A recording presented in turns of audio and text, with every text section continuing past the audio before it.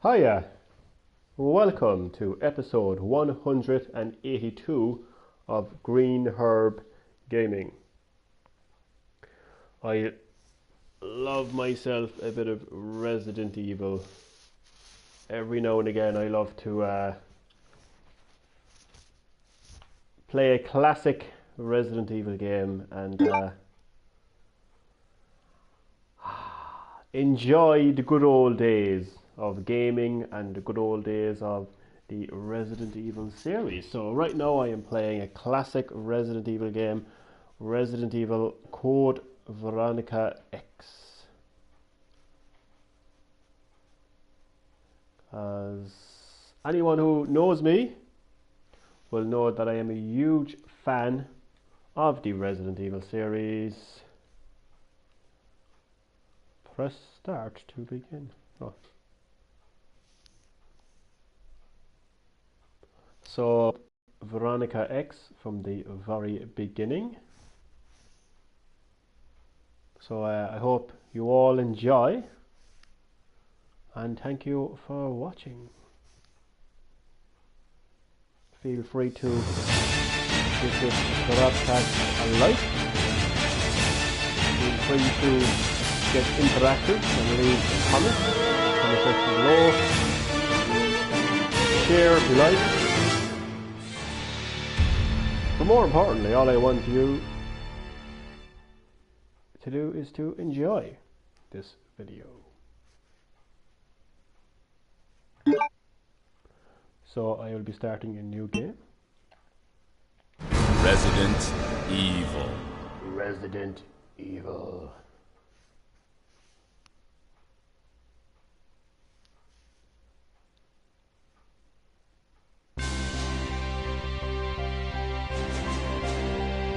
The American Midwestern town, Raccoon City, has been completely decimated due to the T-virus outbreak that was instigated by the international corporation Umbrella.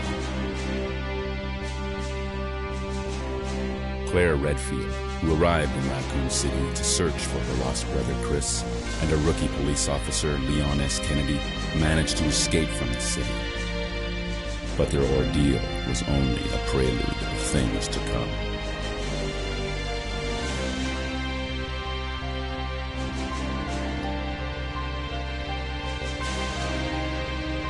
Three months later. It's just the beginning for Claire Redfield.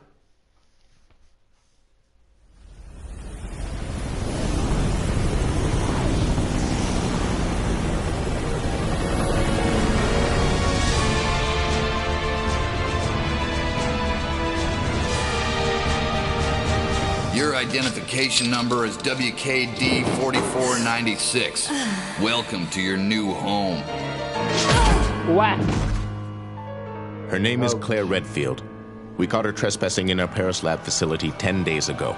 She apparently infiltrated the complex looking for her lost brother, Chris Redfield, one of the surviving members of RPD's famous STARS teams. I'm actually wearing a STARS t-shirt right now.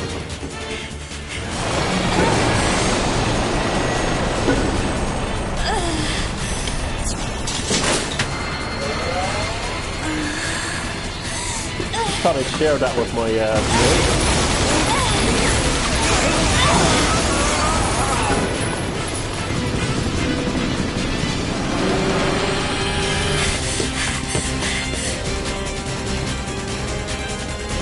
What they're looking at is actually the first real cinematic cutscene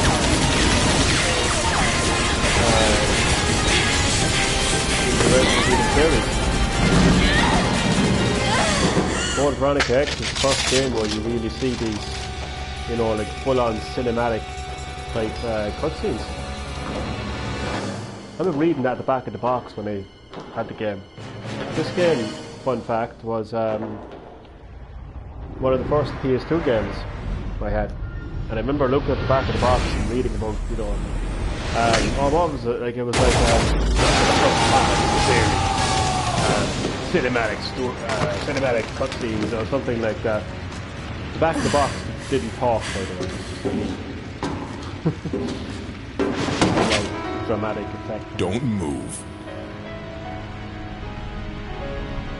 So Claire Redfield was having having a pretty bad time right now. She escaped the Raccoon City and now she's caught up in all of this.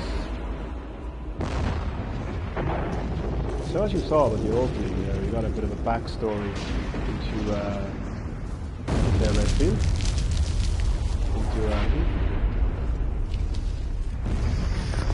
So the Umbrella Corporation, the shady and evil and sinister pharmaceutical company, was experimenting with a biological weapon, the T virus, which turns people into zombies and leaked to the Raccoon City, and the entire city got infected, so therefore the city was destroyed. Claire Redfield arrived in Raccoon City looking for her lost brother Chris Redfield, as you heard. She found out that Chris was in Europe investigating Umbrella's headquarters, because Chris was a member of the STARS division of the Raccoon City Police Department. So now Claire has arrived in Europe looking for her lost brother Chris, but things are not going well. If I were equipped with a lighter, I could see outside. You could, Claire, you could indeed. So as you can see, this is, for anyone who is familiar with the Resident Evil series will know, this is classic Resident Evil, long before Resident Evil, 4, 5, 6 and 7. This is a classic original Resident Evil. I'm not going to read a player manual, too good for that. Played this game many times. But I will tell you, this is the hardest, in my opinion anyway, this is the hardest game in the entire Resident Evil series. It is just deadly.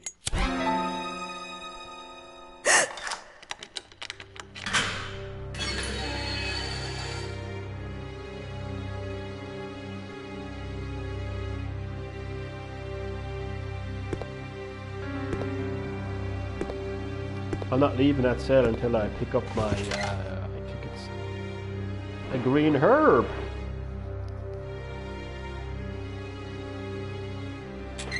Perfect.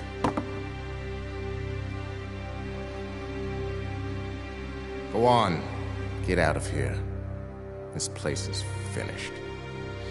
I don't know, it might have been a special forces team. But in any case, this prison's been taken over. Troops have been wiped out. What are you saying? You're free to leave the complex. But you may as well know you have no chance of getting off this island. And what about you? What are you going to do? Don't worry about me.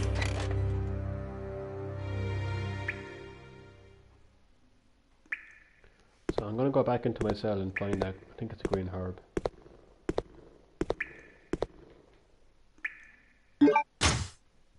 Yep. So a bit of backstory behind my YouTube channel. Obviously the reason I called my YouTube channel Green Herb Gaming is because, as I said, I am a huge fan of the Resident Evil series. I've played every major game in the series. It's great to be able to it's great to be able to be playing a classic Resident Evil game like Code Veronica. Played this game many times over the years.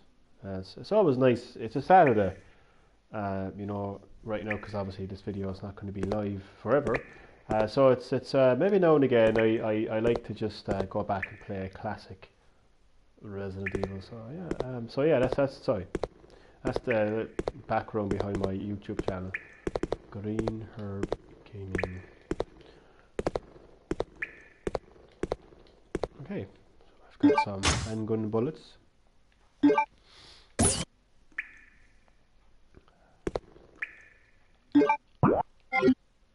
Sorry, I'm just trying to figure out the controls, because obviously this game released originally on PS2. Obviously I'm playing on PS4. I think once you read this player manual, it disappears from into 3. So, yeah, you got the backstory there. You know what's going on so far. Claire Redfield has been captured. Well, she's been released now, but she was captured by the Umbrella Corporation in Umbrella's lab facility in Paris, looking for her lost brother Chris Redfield. This guy's medicine has run out.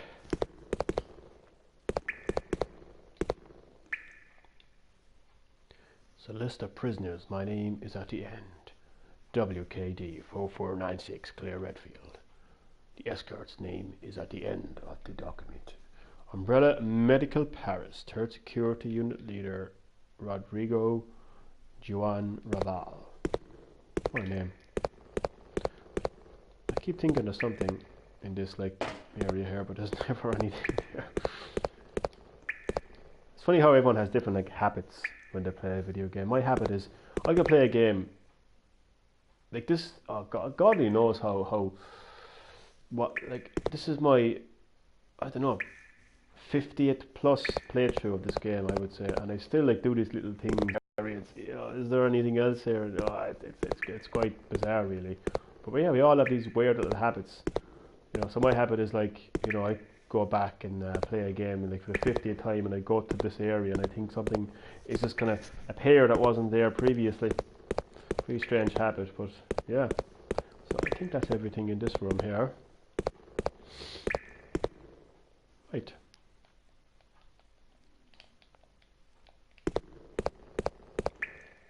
So as I said, this is, in my opinion, the hardest game in the entire Resident Evil series. So I'm going to be challenged. I'm going to be challenged heavily. Will I take that ink ribbon, I wonder? Yeah, I actually will. I'm actually going to save this game at every opportunity. Well, not no. I thought I was going to die between now and the next save point. So I'm always conscious when I do a broadcast of people who are not familiar with the game that I'm playing. So for anyone who's not familiar with the Resident Evil series, the save system works like this. You got to find an ink ribbon. Okay, now they won't be everywhere in the game. They'll be scattered throughout the game. So far I have one ink ribbon. That means I can save the game once right now. And I can only save the game by finding typewriters like this. So find an ink ribbon, find the typewriter, use the ink ribbon on the typewriter, you can save your game. So basically, you know, you don't get to save your game whenever you want. That was the one thing about the Resident Evil series that set it apart from other games. You know, you didn't have that luxury of saving the game whenever you wanted to, and it just made the game that much more it made it like very intense and dramatic. Like, you know, if your health was very low and you were, you know, being bitten by a zombie and you were like 2 hours into the game and you're like, oh God, I forgot to save the game. It meant you had to go back to the very beginning of the game, which wasn't fun at all, was it? So that's how the save system works in Resident Evil. The original classic Resident Evil games, anyway, at least. Very dramatic. Climb up these steps. Up those steps, Claire.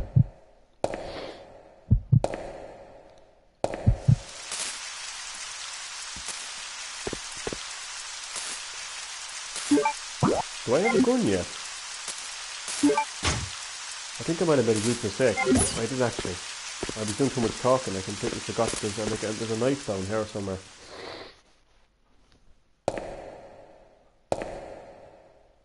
Pretty sure there's a knife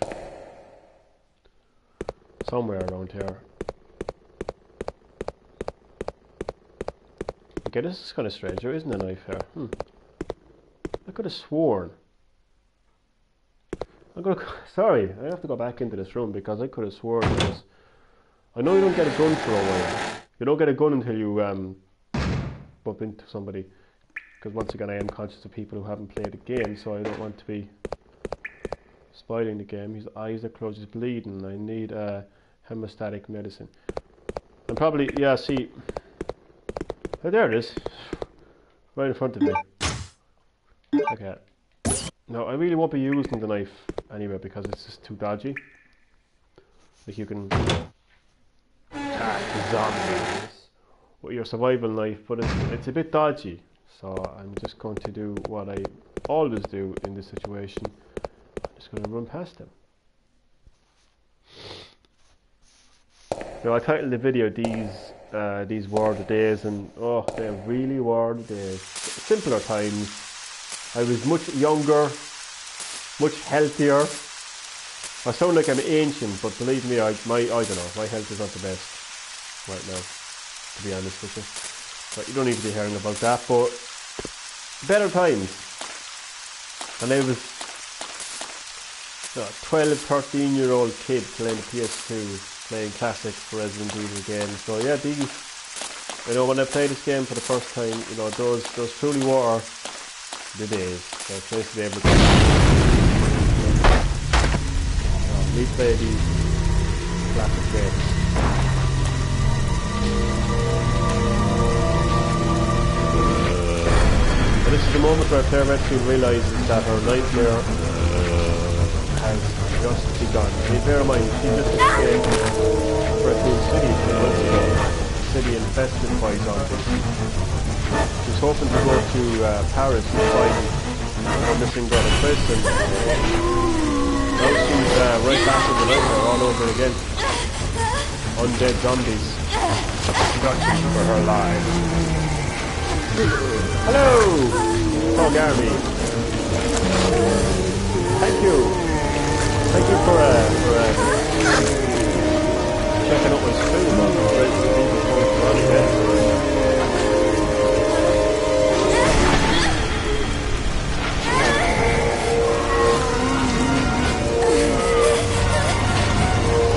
So Claire Redfield is in a tricky situation right now, and I need to concentrate. Oh, I still have it. I still got it. Are you watching? I'm playing it. Oh, I'm playing it. I'm playing it. I'm playing it. I'm live streaming this game right now. No! Do you like how I avoided those zombies? I still got it. I still got it. Oh, nice. I'm full of myself. Game audio is really loud, really? Wait, Oops. don't shoot. Who are you? Huh? You're not a zombie. I Oh, don't great. know why the audio is so loud. Wait right there. I'm coming over. Sorry about that. The best you can do is turn down the volume, I suppose. Sorry about that little misunderstanding. But I thought you were another one of those monsters. Oh, I Shut get you. up. So basically the... One wrong move and I'll shoot. Okay. So the game audio is basically louder than me. I'll fix that in a second. I will fix I that said for I you. was sorry. My name's Steve. The I was a first time prisoner Claire on this Redfield island. and Steve meet. And I'm guessing you're not from Umbrella either. I'll No, fix the audio in a Claire. second. Claire okay? Red- Claire. Nice. I'll remember that. Hey, I hear there's an airport around here. Well, once I find it, I can finally escape from this crazy island. I'll see ya. Hey, wait up!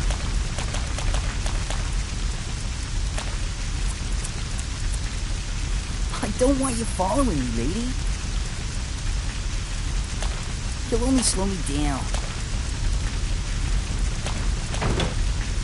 Steve, if only you knew who you were speaking to. This is Claire Redfield, survivor of Raccoon City. She's not going to slow anybody down. No, so I have my handgun, but I'm going to try to fix this audio now for you. Hopefully now. Oh god, oh god, oh god. Oh, okay. I don't think... Oh, here we go. Okay. Unfortunately, I don't think I can fix that audio issue. Unless I talk very loud. Does this help? If I like speak up a little bit like that, basically I'm more or less shouting right now.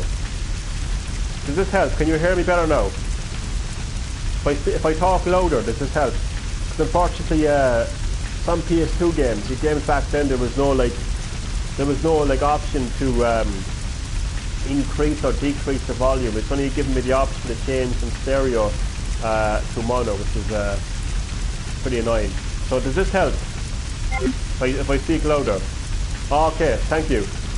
A little bit, okay. Well, I'll try to keep this up. I'll try to speak a little bit louder from now on, okay? Okay, so I'm going to go into this. I'm going to equip my handgun first.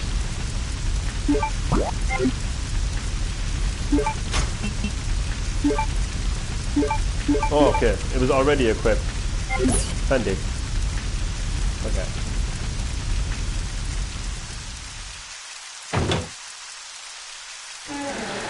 I always liked this game, Code Veronica. It's actually one of my favourite games in the series.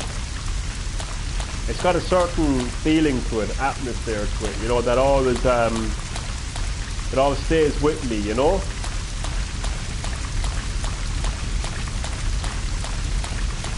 So I always love going back and playing this game, this one game in particular. Okay, I'm gonna have to take out my handgun already because I can predict almost every scene in this game, almost. So there's a zombie right in front of me. He's gonna drop to his knees. I'm gonna have to get out of the way to see if he's fully dead. Is he dead? No, he's not dead. So he's gonna get back up. Bullet. Okay, here. I don't even know if oh, he's still alive. Do you know what I mean by how hard this game is? I don't even know if I'm gonna have enough bullets to kill all these guys. Zombies. Oh, dear God. Oh my God. How much bullets do I have left? Not too bad, 15. The funny part about old horror games, they aren't. No. I bet you're hiding under your covers right now. Screaming, I'm only joking. These games were pretty scary. Okay, they mightn't be. Do you mind if I ask you how old you are? You don't need to give me your exact age. It's just like, are you in your teens or 20s or 30s? Just give me a rough age, please, because I just need to know that for the following response. Because I can assure you this game is pretty scary. It's not as scary as games like Outlast or more modern horror games, but this game is scary in its own particular way. And as soon as you give me a rough idea of how old you are, I'll tell you exactly what I mean by that. Okay, so you're young. Okay, so I'm guessing. Okay, so you're young. So I'm guessing that you weren't really playing these games when they originally came out. Like, you didn't play a Code Veronica when it originally came out. You see, horror games have changed over the years. Okay, that's pretty young. Okay. So you'll be more familiar with games like Outlast and Slenderman and these type of horror games. Well, see, those horror games, in my opinion, they're all about jump scares. Like Five Nights at Freddy's, they're all about jump scares. Code Veronica, games like Code Veronica, Resident Evil games, classic Resident Evil games, they're all about suspense. They're about not knowing what's around the corner, and I don't mean jump scares. I mean just. I'll explain it to you as I play it. But it's different. But I can assure you that not all old horror games are scary, but I can assure you that the classic Resident Evil series is pretty scary indeed. It's not even scary as in jump scares. It's scary as in, like, if you have 2 handgun bullets left and you're in a room surrounded by zombies and you know that, and your health is low and you know you could die any minute and you haven't saved the game. The only scary game I have is Dying Light. Well, I suppose each to their own, really, in terms of what you consider scary, but I think Dying Light is more of an action game than survival horror game, so I don't know, like, what to say really about that, but each to their own. Everyone is different and everyone has different opinions, and everyone will consider scary differently for everyone. You know, the scary is different for everybody. I'll just say that. But for me, I don't know. I wouldn't like. I don't know. I just wouldn't say like that. This game isn't scary. That's all I was saying. I just think this game is scary for its own ways, and it does have. This game does have jump scares. That's the funny thing about it. I kind of spoke like it didn't have jump scares there a bit, but it does have jump scares. But it's scary for its own reason, and I will keep that in mind as I go on with this stream, and I kind of show you basically and explain to you, you know, how scary it is. That light is creepy. Yeah, exactly. Little things like that. Thank you. You're actually helping me out here. Actually, my point. Just little things like that light creaking and like it's scary. Like because you just don't know what's going to happen. You just literally do not know what's going to happen. So yeah, exactly. That light is creepy and just little things like that. The one going back and forth, the light going back and forth. Yeah, I know what you mean. It is pretty creepy, actually. I personally find it annoying, actually. It's kind of head-wrecking. It's like, stop creaking. But yeah, it is pretty creepy. But the music as well is what kind of makes the game scary. You know, this creepy music, and I just think the only way I can sum it up without repeating myself over and over again is you literally just do not know what's going to happen. You go to a room and you don't know what's going to be behind the door, and you don't know what's going to, you know, the camera angles as well is what makes the Resident Evil, classic Resident Evil series so interesting. Is like you just don't know what's around the corner. I don't know how many times after saying that. Sorry. But which direction did I come in? I don't have to forget it now. I think this is the way to go. I hope I'm talking loud enough for you. I hope that I'm not talking. I hope I'm not talking too loud. Now this is what I mean by scary. You come into a room. Bear in mind, this is a game all about, you know, the living dead. So the first thing you're thinking of is, will this zombie come to life and bite me? Then you're hearing that banging on the window, and you just don't know like what's going to come of that. Like, is he going to bust through the window and kill me? What's going to happen? So it's the suspense is a big factor in this game. Suspense is one of the things that makes the Resident Evil series scary as well. Now here's a little one thing that I like about Resident Evil, of course, is the story and the backstory as well. And you get a lot of the backstory through documents like this as well. So I'm going to read it out. I hope this isn't too boring for you now, but I'm going to read it out to you, okay? And it's pretty creepy in its own way. May 13th. This room stinks of death. Based upon the information I found, I believe that I'm far south of the equator. Lucky for me that Bob in the bunk below me is one of those most interesting type of guys. You know that zombie looks like the one from Black Ops 1. Oh god. It's just, I know you're young, like in Call of Duty is kind of but personally I would not like to make the comparison between Black Ops zombies and Resident Evil. Please. But I understand where you're coming from. And I you know, I'll give it that. May 16th. Today Bob told some crazy story of why he was put in this place with me. Bob said that he used to be an attendant to the head of this place. This boss named Alfred supposedly placed him in here because of a tiny little mistake. What does that mean? What's going to happen to me?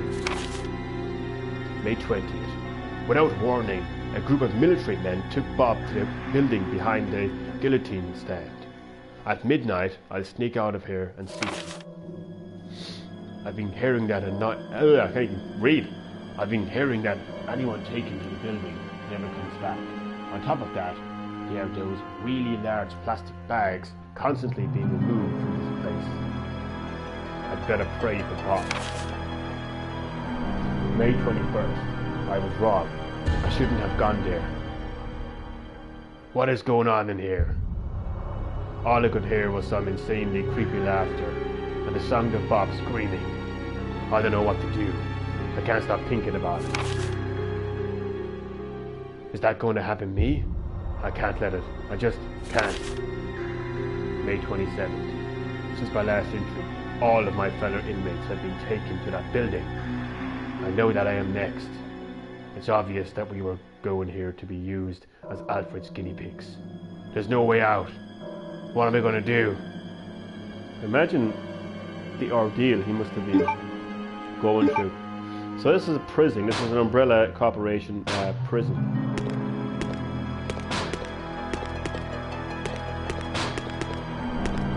So you will see just how scary this game is. You know, as we progress. I hope I'm not talking too low or too loud. So that would be considered a jump scare, but it's the suspense, it's the build-up to it. It's the oh, you mother! Oh god, it's not good. It's the let me just kill those zombies and I'll finish off my speech. I panicked, I completely forgot there was a zombie around the corner. I saw it, and it's very scary. See, it is pretty scary, isn't it?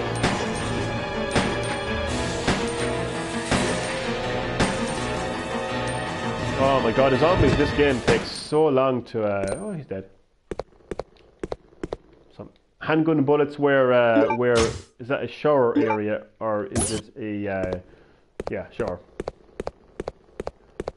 Okay, so once again, yeah, we were in a prison facility, an Umbrella Corporation prison facility, which is not good, because anyone who knows the Umbrella Corporation will know that that is not a good thing to be in their prison.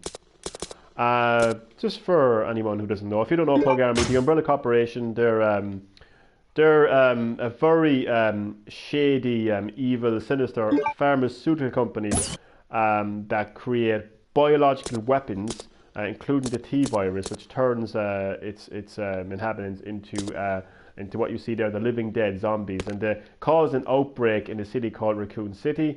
Claire Redfield was going to that city to search for her brother, but she learned that he was going to Europe, Paris, which is where I am now, to investigate their headquarters. So that's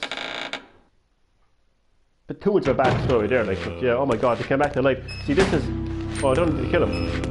I don't need to come back in here again, so it's okay. This is a bit of a strategy here for anyone. Never waste your bullets. They sound like 115 in Black Ops. Oh, really? Cool. Cool. I like a bit of zombies no matter what. But that's strategy there that I used. I won't be returning to this area ever again in the game. I don't need to. So there was no need for me to, how many bullets do I have? I have, well, I got a good amount of bullets right now. I have 31 handgun bullets and I got full ammunition for this, for these automatic guns. So rather than me wasting my bullets on those zombies in an area that I don't need to, I just leave the building without wasting a bullet. So, bit of strategy there, bit of strategy. And this is another example of the build-up. That's what I'm talking about, the build-up. Like, what's going to happen? Like, you're going to go through the whole game thinking, what the hell was that? What's going to happen to me? You know, it's the suspense. Just like that happened on that window. Like, what's going to happen? What's going to happen? Then out of nowhere, he bursts through. So, I just want to make one thing clear. This game is scary. I just want to, like, you know, make that clear, and I'm sure you're seeing the proof of that. Like, it's all the build-up and the suspense that makes for the what's the word for the payoff in the end, like, you know.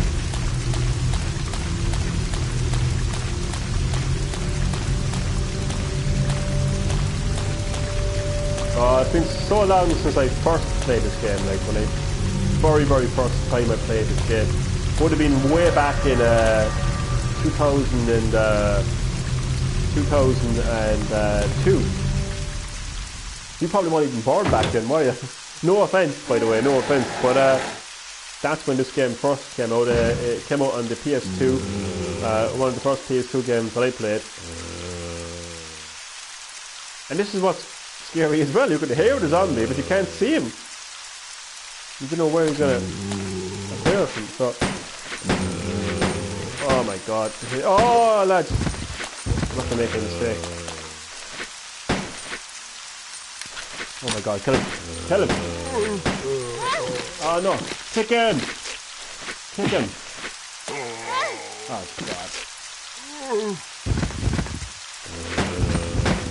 My dad has one of them on the Wii. Oh, I think I know what that could be. That could be Dark Side Chronicles, or it could be the Umbrella Chronicles. If it's on the Wii, that is. Or else it could be Resident Evil 4 Wii Edition. Oh no, they did make... they re-released the Resident Evil 1 and 0 as an archive collection, I think. So it's gotta be one of those games anyway. Gotta be.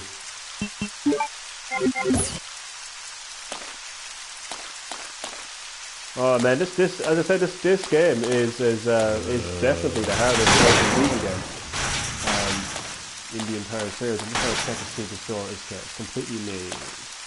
Another strategy as well for first time Resident Evil players is always go in the direction that the camera faces you. So like always check the first door you see. So that's the first, even though it's locked, you check it, and you go where the game takes you. So because it works better that way.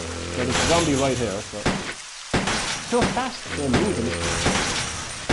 It'll take a lot of shots to kill compared to the original. Like Resident Evil 1, 2, and 3. The monsters are weird spider things. Spider things. Is this the game you're talking about that your dad has on the Wii? I don't think what that game could do. Spider things. Oh, I actually don't know because there's so many. The people are like hillbillies. On the Wii. That could be. I don't know. That's probably Dark Side Chronicles. Possibly. Oh no, sorry. It's Resident Evil 4. They're not hillbillies. They're that's funny. They're actually Spanish people. So I hope there's Spanish people watching this stream right now. They're actually Spanish. The game takes place in like a European, like kind of Spanish village. They're infected by a parasite. They're infected by a parasite. So it's okay. I just think it's funny. Actually, I think it's hilarious. You don't have to be sorry. You're okay. This switch controls the outdoor. Don't worry, I'm not one of those politically correct people who gets offended by everything, and it's like, don't worry, you're not a racist. I'm not a racist. Nobody here is a racist. You don't have to worry. But they're Spanish villagers who are infected by a parasite. But we can call them hillbillies. We'll call them Spanish hillbillies, okay? We'll call them Spanish hillbillies. This switch controls the outdoor shutters. Oh God, I wasn't ready for this. Oh no, it's locked. Thank God for that. Because I wasn't ready for that. Okay. So. I actually don't like this part because you go through like a metal detector and you have to put the weapons into the thing, and it kind of annoys me. The first few segments of this game kind of annoying really. The release switch for the metal detector. So please deposit any metallic items you have in the security box. I'm starting to repeat that word by word. So I literally got to put everything metal inside here. So that includes my weapons, includes my knife, my ink ribbon, and my hand. I should be okay with the green hull. Nothing else metallic on me now, do I? So I always make a mistake when I go through it. It's funny. Okay. So the zombies are outside. So I'm safe for now. I'm going to come back here later on. So there's a 3D auto duplicator. If the materials are set, I can restore the object. So it's a 3D printer or 3D scanner. Control pattern for 3D scanner. there is an activation switch. I will not push it yet. And this is a document explaining the 3D duplicator, the user manual. Our new product, the 3D duplicator, consists of two parts. 3D scanner portion. This portion scans a 3D object. Simply place the material that you want to have scanned onto the tray of the scanner. The scanned object will be processed into 3D data, which will be transferred to the duplicator portion. Duplicator portion. If you place the material you wish to have converted on the machine, you can begin conversion based on the 3D data that was created by the 3D portion. The conversion will be executed with complete data accuracy. The result will be an object precisely true to the original. So it's pretty self-explanatory. Scan something, duplicate something.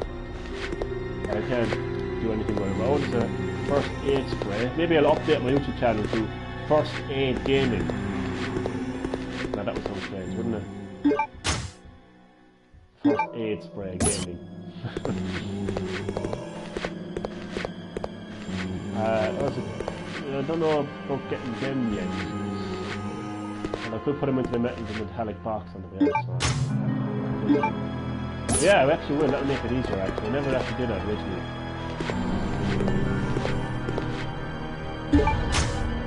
I always like going back playing the game and, you know, do something different that I never done before in the game. I always like that. Because God knows I've played this game so many times over the years. Like since it originally released in 2001, it's now 2018. So 17 years. You should play Mad Max. The game. I've heard good things actually about Mad Max. There's a lot of games I could play. A lot of games you could play, I suppose. You know, a lot of great games out there. God knows I have too many games right now at the moment. Facts on the facility access application. Be sure to verify the content of the following facility access application form and add the applicant's name to the expected visitor list. Chief Prison Guard Room, Paul Steiner. I hereby apply for access permission for Prison Area D. Details follow. Visitor's name, Carl Grisham. Purpose of entry, carrying in the following materials. New product sample from Metal Industries Code TG01. Various daily commodities ordered by the prison. Note, we'll use a transportation truck. TG01 sample will be stored in a designated briefcase. That's my dramatic voiceover. If any video game companies are listening and they're hiring, I'm available for voiceovers. Chris Redfield.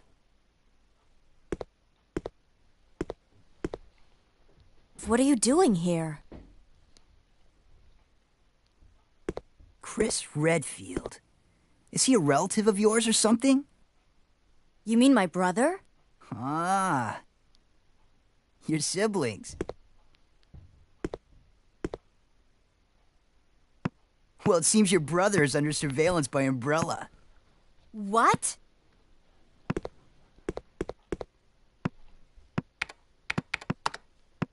I've got to contact Leon and tell him to let my brother know he's being monitored. It's a good thing I have access to an outside connection from here. Well, that file shows the latitude and longitude of this place. Why don't you send your brother the coordinates and ask him to come help? Thanks, I'll do that. Hey, I was just kidding. There's no way he could get here, even if he is your brother. Yes, he can, I'm sure of it. No way. He won't come. You'll just end up disappointed if you rely on others. Believe me, I know. Steve Burnside. What was that all about? He's a mysterious character with a mysterious dark past, and all will be revealed soon.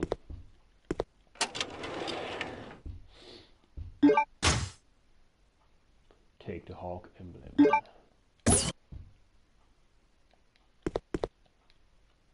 The email to Leon has already been sent. So what Leon is doing right now in the timeline? No, he would have been probably, yeah, he would have been working with the US Special Forces thing by now. So yeah, that's what Leon is doing right now. Because after the events of Resident Evil 2, after escaping Raccoon City, he was like recruited by like the American government, and that's how he became a special agent.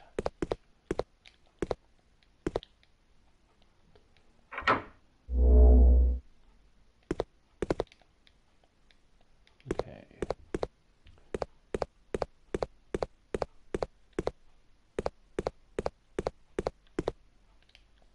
I thought I saw a handgun ammo there, but I'm seeing things.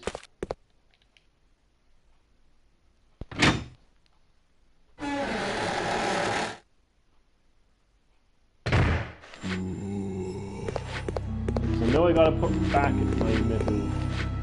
Please deposit any metallic items you have in the security box. Okie dokie.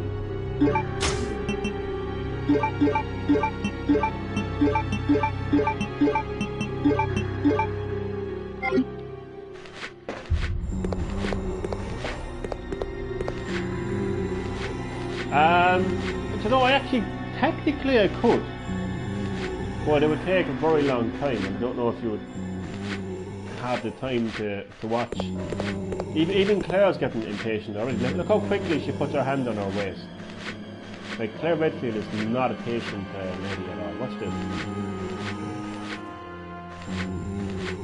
She's like, come on, I don't have all day. But yeah, I probably could finish it today, but it would take me a long time.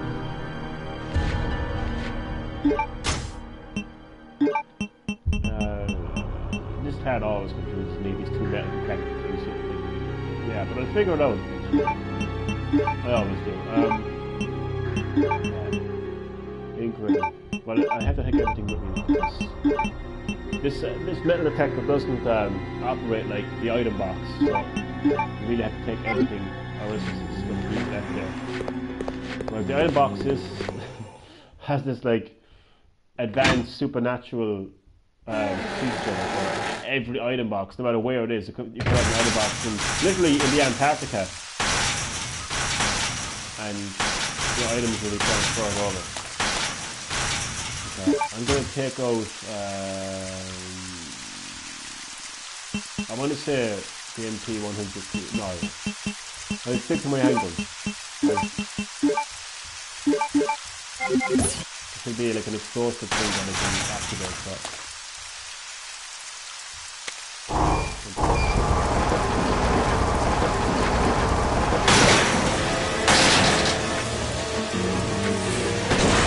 Oh, okay, that's kind of one. And they're still alive. Right.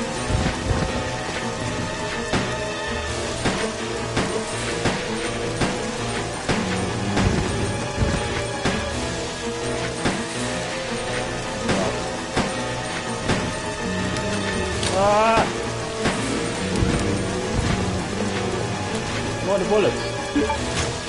So I have to use my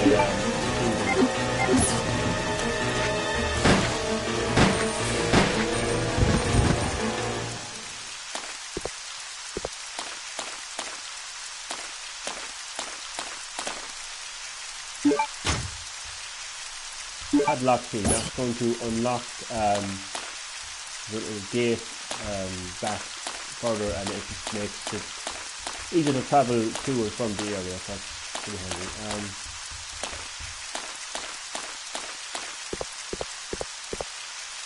Now I've got to get the fire extinguisher to extinguish the fire way back when, so I can get the briefcase, and that will give me material that I need to duplicate. Are you going to get Black Ops 4 when it comes out? No. Would be the short answer to that question. No. I played Black Ops 1 and Black Ops 2. Really enjoyed those games. I thought the story, the campaign, was fantastic. Loved the characters, loved the story, really enjoyed those campaigns. Then I heard Black Ops 3 was coming out. I was like, oh cool, I wonder will they continue the story of Raul Menendez. Only to find out that they weren't. Because it had nothing to do with Black Ops 3. So I didn't buy Black Ops 3. And no Black Ops 4 doesn't even have a campaign. And their big selling point is we got a battle royale. And I'm like, why copy something?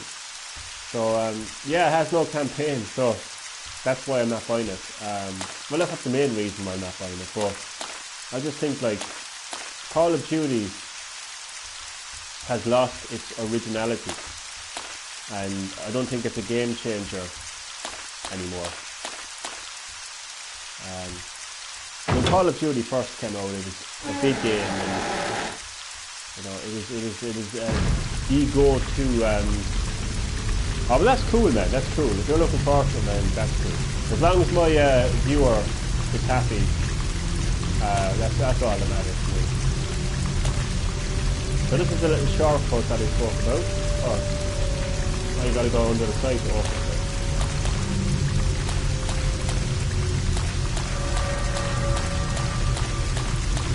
No problem. I just realised. Gotta make sure I'm ready for this.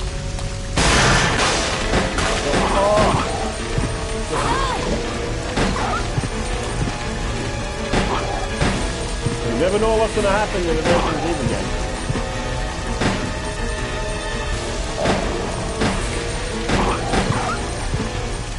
I didn't really need to kill them, but I just wouldn't have fancied my chances running up and down this area one more time. It probably would have gotten seriously hurt, you know, so that's why I decided to kill Doggy.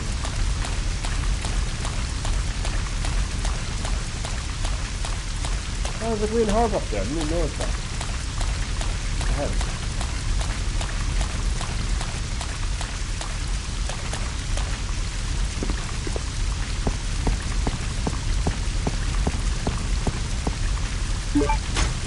Damn it! This is one of the things about the series as well. The honest, that's kind of annoying, but nothing to do. Oh! I didn't even know you could do that. I actually completely forgot that. So this is when they must have introduced the option to use a herb if your industry is full. That's pretty hard. That's actually perfect, actually. That is a perfect situation. That's a perfect outcome. I needed to use that green herb. That was perfect.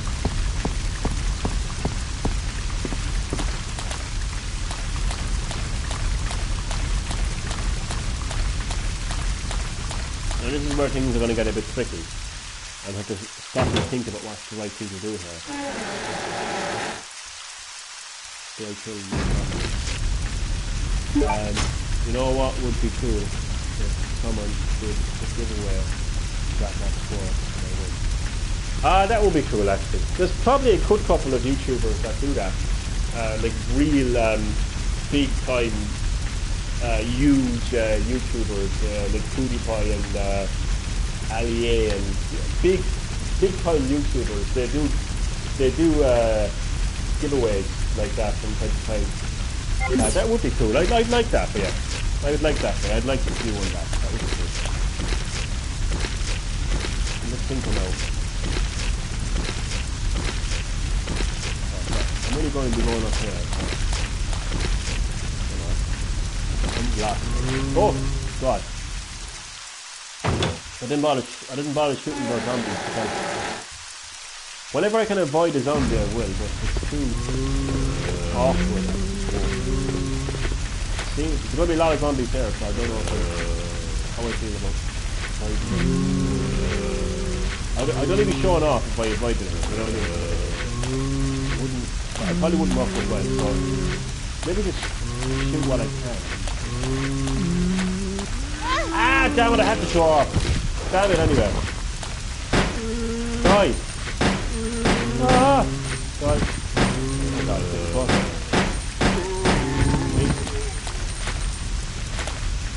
Okay, I'm gonna have to kill him because the fire is right beside him. Don't bite me. The headlight.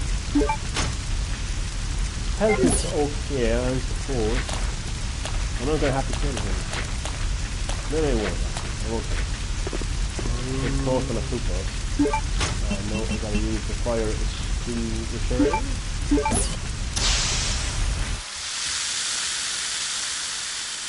Oh, wait. Wait.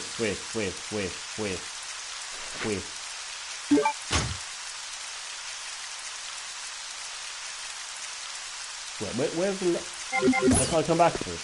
I just have to use the lock instead. Damn it, anyway. I can avoid him. He's not too hard.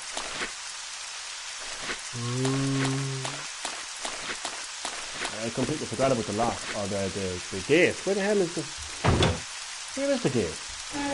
What am I after doing? What am I after doing?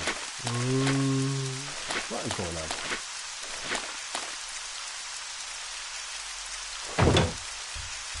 Oh no, just didn't use... Yeah, just looking. This is what I'm doing. No. So that gives me a shortcut to the metal detector place, the 3D duplicator place, and it frees up my inventory to pick up the briefcase.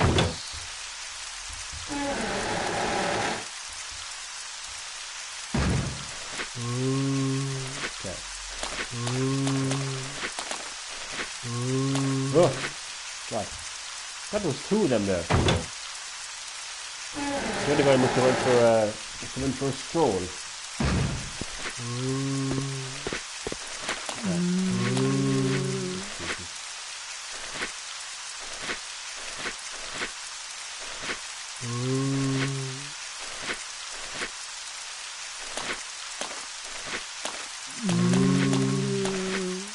Run.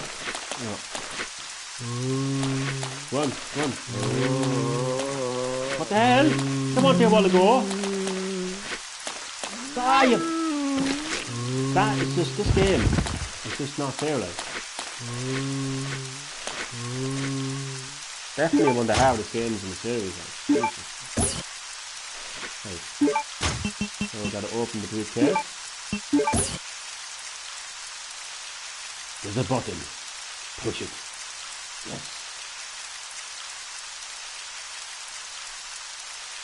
TG01 was inside the briefcase. There was also an explanation document for the Special Ally TG01.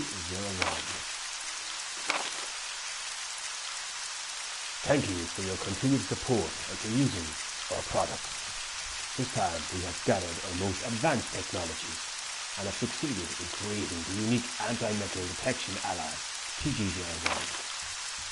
TG01 features cannot be detected by any metal detectors, cannot be pictured by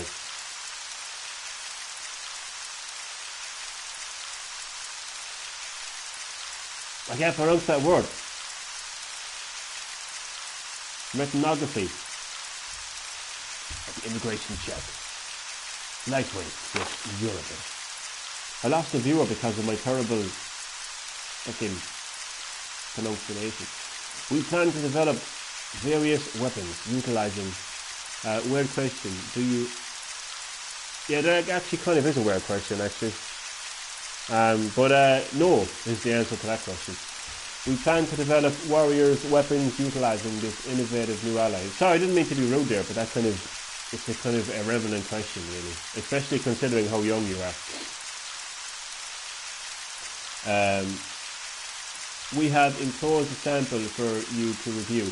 We look forward to hearing from you regarding possible business opportunities.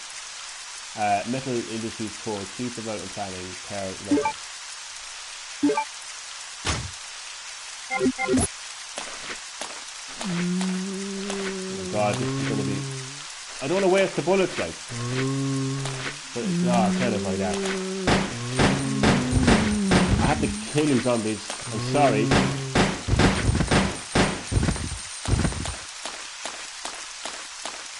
Okay.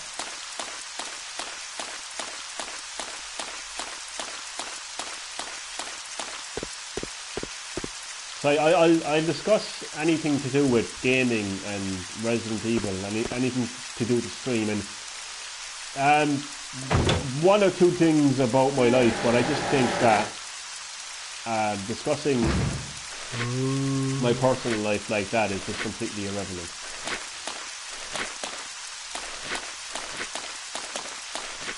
I don't mean to be, I'm not angry or anything, I'm not being rude or anything, I'm just saying that, like, you know, I'm playing Resident Evil called Veronica, so I don't know if talking about my love life is you know, this isn't the place to be talking about my love life, is what I'm basically saying. Okay? I think we're good.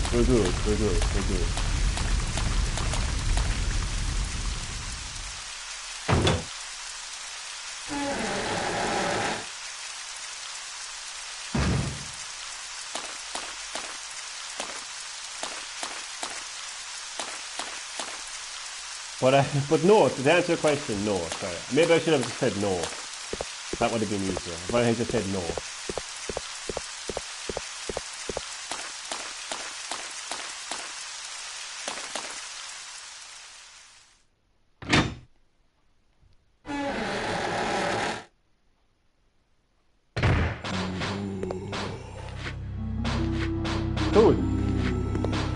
Cool. I don't know how else to respond to that, like, I mean, I'd only be talking about a 5th grader's love life, if you know what I mean.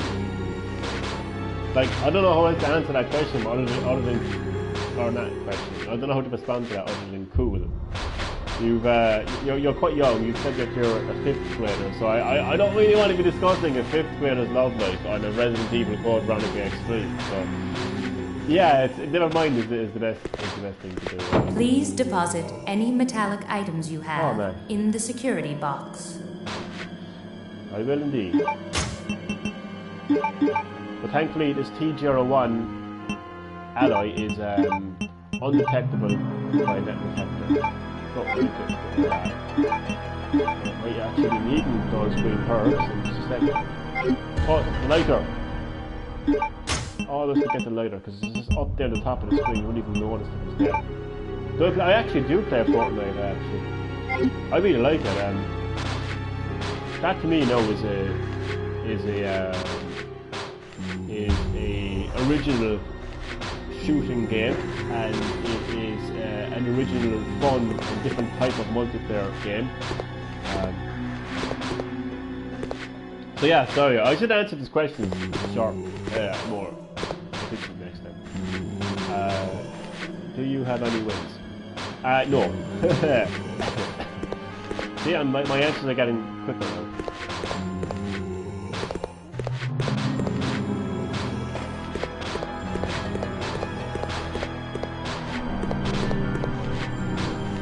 I like the game though, I had fun playing it. Okay, so I've got to place the... Oh, that's good at least. That's good at least. At least you're not one of those people that like, oh, I have 50 wins. You're a noob. Go home, noob. So at least we're like honest about our lack of wins. Like it's a pretty tough game. Like it's tough to be the last man standing in a game of 100 people. So. I personally think the reason why people get so many wins in Fortnite and are so good is because they put the money into it. They have V-bumps and stuff. Yeah, the same here, man. I came second as well. I was so lucky.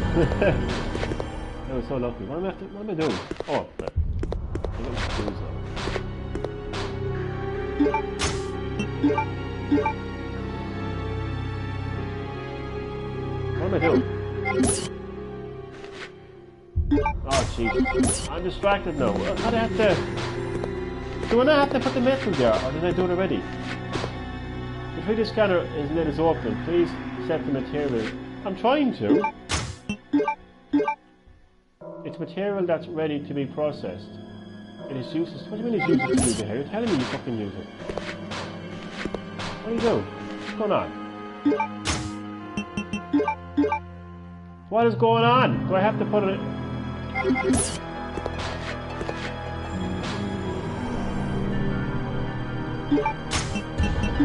think there's so many... Oh. Oh, right. No, I have to... I thought this one it was all the way around. There you go. Okay. Yes. Yes. This stream is actually... This game is being streamed from my PS4 right now.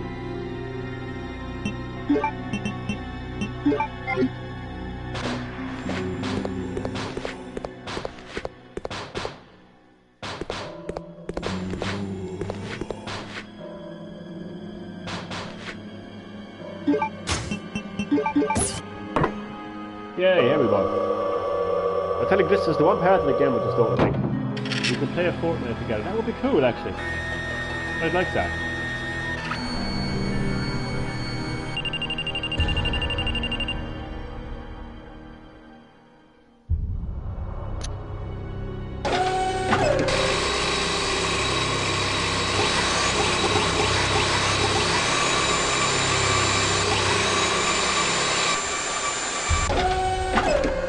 So my non-detectable piece of metal is complete now, so now I can get out of here.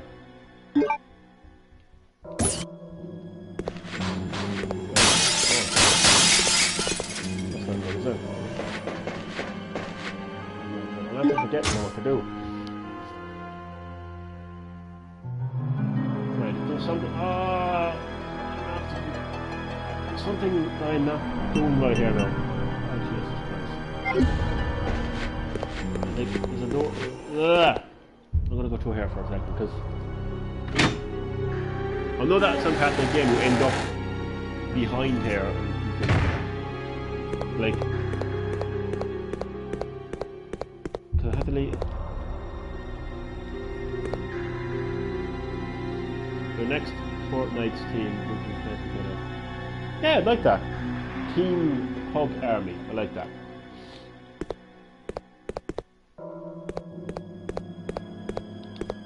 An army of pugs.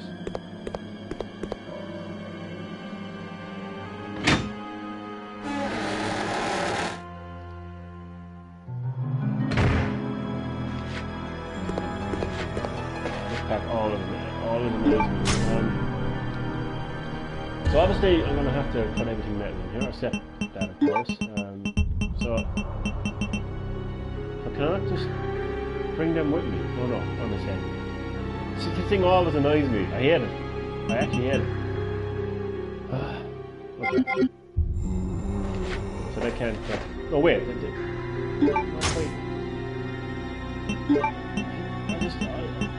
I don't know what I'm doing. Just a second. Oh. Fair enough. Okay. Fine. We can open the door now.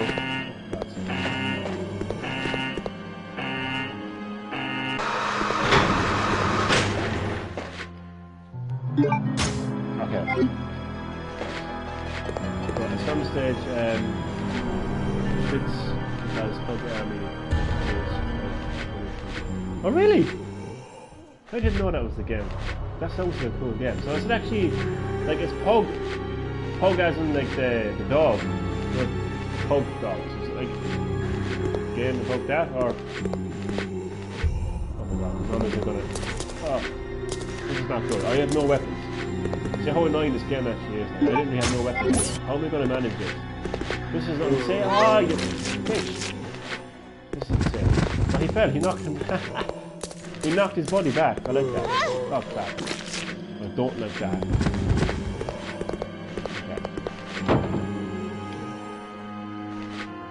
Okay. such a tough game, like it really is. Okay, so no, I don't need the fire extinguisher. Pretty sure oh god. Escape. Dog is in there. I like that. That's crazy. An army of pugs. Man, where do I sign up? I like that. Fire extinguisher. Oh, it's an empty fire extinguisher, but I'm pretty sure you have to refill that at some stage of the game. So I'm taking that with me. I'm not taking any chances. I'm taking that with me. I don't want to be coming all the way back here. And, you know, I'm taking that with me. And again, like, no, I should be okay. Fancy my chances. So now I get the hell out of this prison. Well, prison compound, part of the prison anyway, at least.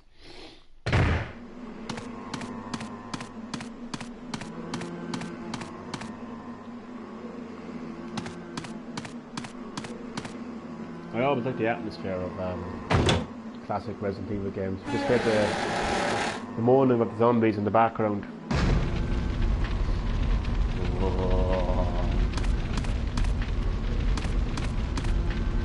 I love it. So we're gonna get the hell out of here.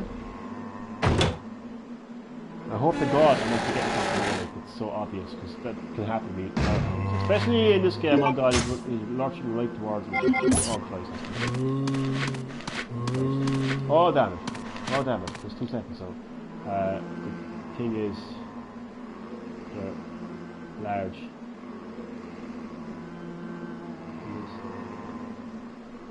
You said they're large, is it? Oh, sorry.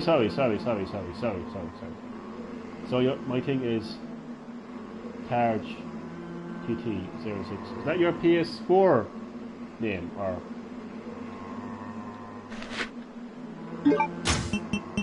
Sorry as well, by the way. There's always a delay in the time it takes for me to see comments on the stream, so it's really annoying.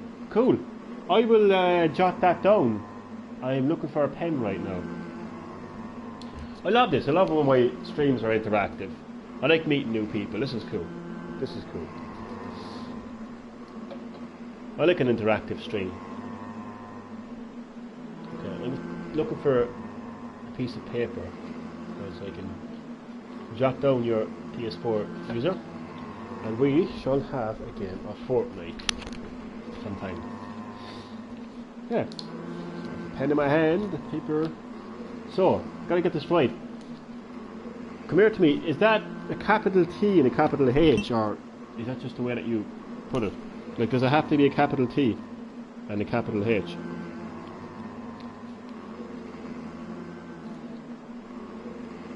It's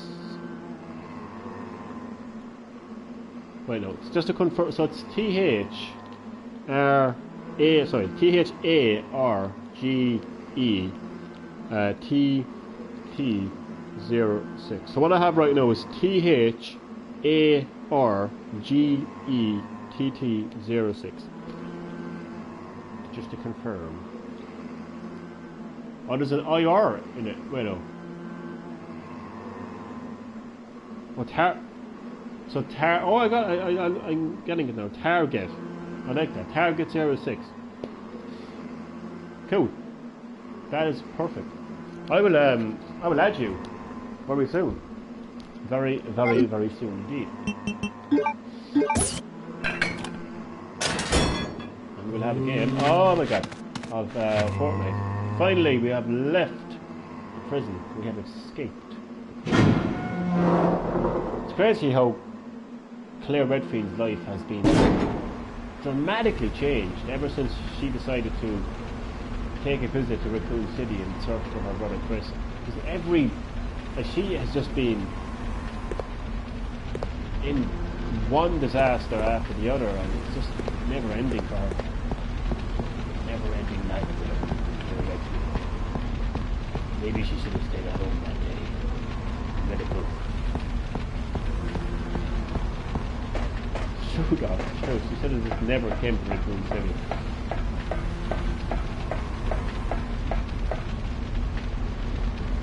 Can't have friends on it, my mum said. So, yeah, no problem, I completely understand that.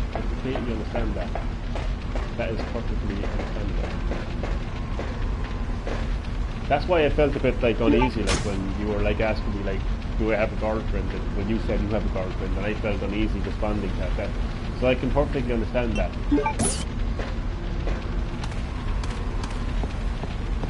Gotta be careful on the. Gotta be careful online.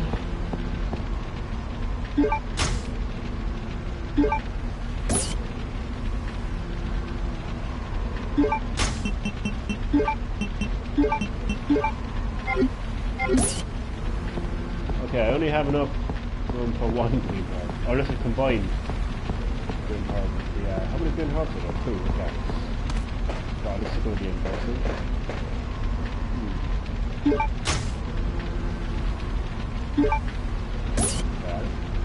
I might just leave that there for now because I can always come back.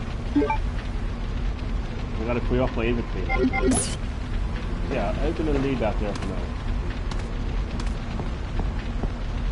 One thing as well you will notice is the lighting. This is like this is the first. This was the first next generation Resident Evil game.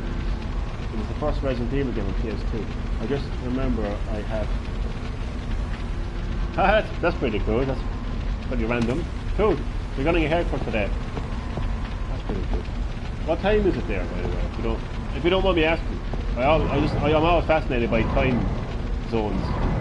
I'm always fascinated by that because it's just crazy. Like I could be speaking to these people, and it could be like night time over there, or it could be like first thing in the morning over there. I just think it's pretty crazy time zones.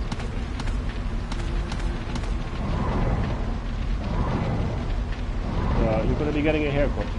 That's pretty good.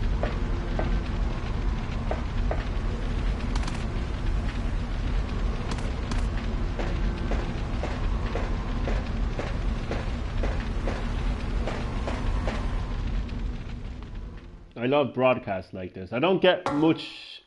I'm not going to lie. I don't get much viewers like on my live streams.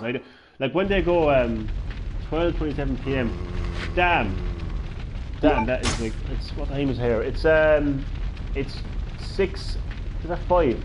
5:30. Sorry, it's 5:30 p.m. here. So that's 1, 2, 3, 4. So you're 5 hours behind. That is crazy. I love time zones. I really do. It's crazy. It's imagine somebody else in another part of the world, like in a different time of the day, like only people just having their lunch or just having their breakfast or whatever. I think it's pretty crazy. I can use my handgun this time, I think. Actually, no. Because, oh, you live in New York. That is crazy. That is crazy. New York City. That is crazy. That is absolutely crazy. I love it. I love it. I love interactive streams like this. I don't get very much streams like this. I like this. Okay. I'm going to use my machine guns here. Oh, sorry. My bad. I'm not used to the like the initials for American states. My apologies. That's even cooler. North Carolina. Right. That is crazy. Speaking to somebody right now, like, I mean, I think, especially people like me, like my generation, kind of. I don't think my generation appreciates technology as much anymore because we've seen it advance so much and we just kind of get used to it. But I just think it's crazy that PS4 share allows you to stream this game all over the world and have people from America watching. Oh God, I just think that's crazy. I'm getting distracted now. Okay. I don't know if I kill him now or what. I actually will. Just to have him out of the way. But this game has a habit of having zombies coming back again, which is really annoying.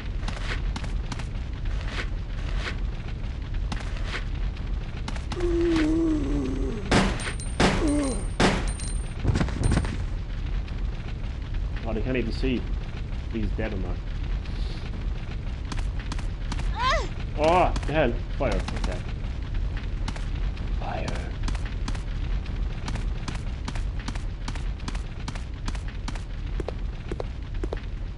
I actually could have this game complete. And it was actually, like, in my time, I would be up until all hours of the morning. But in your time, it probably wouldn't be, oh god, right! It wouldn't be as late. Because I'm like 5 hours ahead of you. But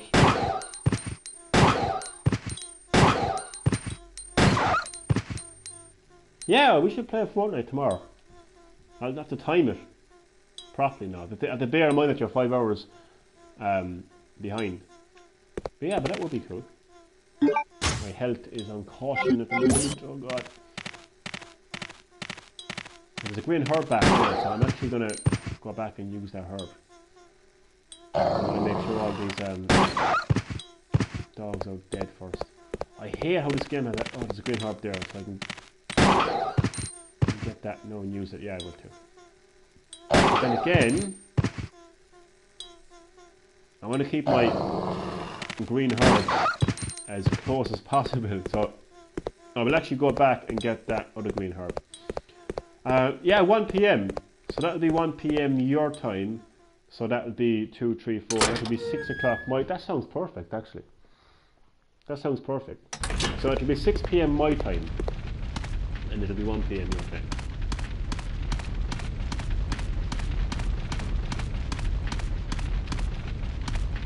God, I hope I don't go back down this more zombies there. This game just has an annoying thing where it just brings back zombies. Like normally the Resident Evil games, if you clear out an area with zombies, they don't come back. Until you're like very far into the game and they get replaced by stronger enemies. But I don't know, sometimes poor Veronica doesn't seem to follow that thing. It's just so tough. I don't know officially like what the hardest Resident Evil game is, but I would definitely say do you live in America? No, I'm actually from Ireland. I'm actually from Ireland. I will take the green herb and I will use the green herb. So I'm probably putting on a kind of funny kind of accent. Sometimes I do that when I do streams. I think everyone does that when they do a stream. They just talk differently. It's so funny.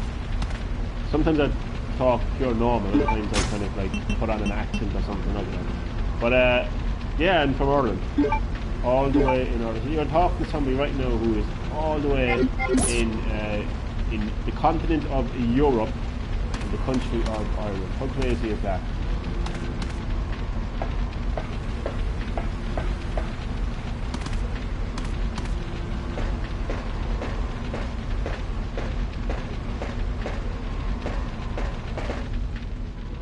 Crazy technology.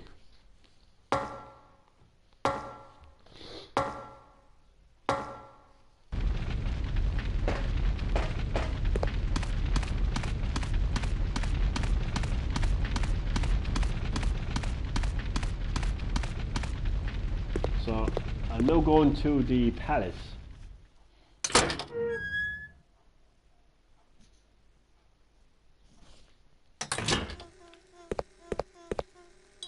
There's that annoying moth. Remember you said that the light was creepy. The flashlight was creepy. This moth, or these moths, are just so annoying. They're actually quite funny, actually. The more you listen to them, but they're annoying though.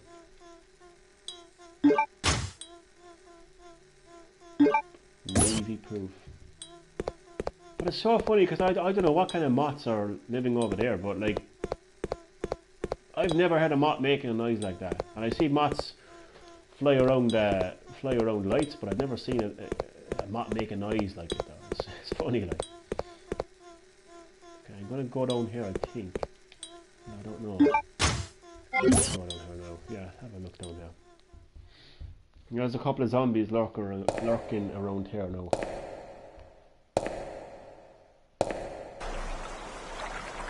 Oh, you're getting a haircut done tomorrow? Okay. Cool. Oh god, I don't know why I came down here because my inventory is full. You have taken the palace map. Oh, I can take, I can take Tango Blades, so that'll just double onto my Oh wait, I don't have any penguin doors. Nothing. This is actually annoying. Okay, I'm gonna have to go into the palace first. The barber has plans or something. Ah, okay. That barber sounds like a busy barber.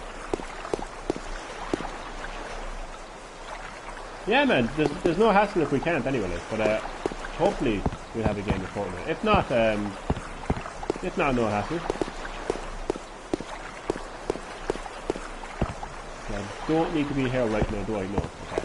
So I gotta go into the palace, find an item box, and free up my inventory. As soon as the inventory is freed up a little bit, I gotta come back down here. There's lots of going back and forth in Resident Evil games. Backtracking, I think, is what it's called. And some people hate it, but it's what makes the game really. Like it's identity, like, you know. So I quite like it. You know, once you have everything sorted out and organised, it's the only way you can beat this game, you know. What happened to me one time, I was trying to complete the entire Resident Evil series, so I started the very first game. I had gotten all the way at the end of the game and I made a huge mistake, and I was left fighting the last boss with like a couple of weapons and no ammo, and I just couldn't defeat the boss. It was so annoying.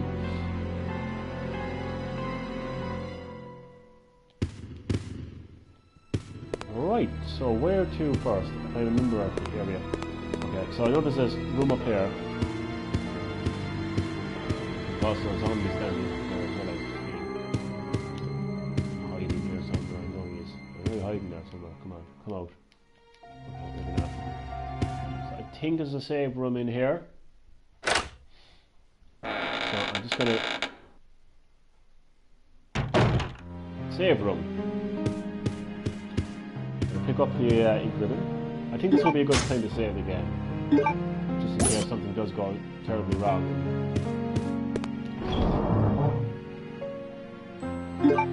Then again, I'm very confident. I mean, sometimes I get a bit overconfident, you know. But I will save it. I have 4 ink ribbons, so I'm happy enough with that. So, no, actually, no, I won't save it yet. I'm just going to plan something here though. Okay, so combat knife, don't need that, no. Fire extinguisher, don't need that, no. Don't even need that actually, no. So that away for no. Leaf ribbons, yes. Do need first aid spray. And we have some hand glue.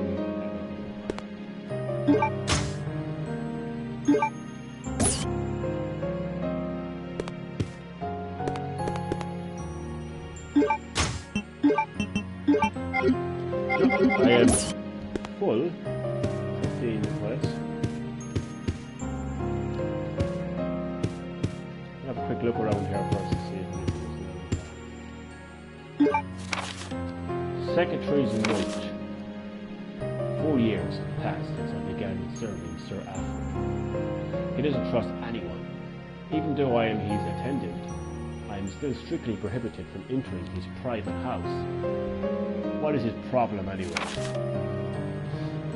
They say he lives with his twin sister Alexia in his private house on the hill. Occasionally I've seen someone standing by the window of the house. It might have been Alexia, whose extreme beauty is often talked about. I once asked Sir Alfred about this, but it only enraged him. Even though I am his attendant, he will not show me any lenience. If I ask about her again, it could put my life at risk. After all, it is a mystery why he so desperately tries to keep his private life for the next year a secret. Robert Durst. Alfred Ashford, a key character in this game. We'll make his acquaintance pretty soon in this game.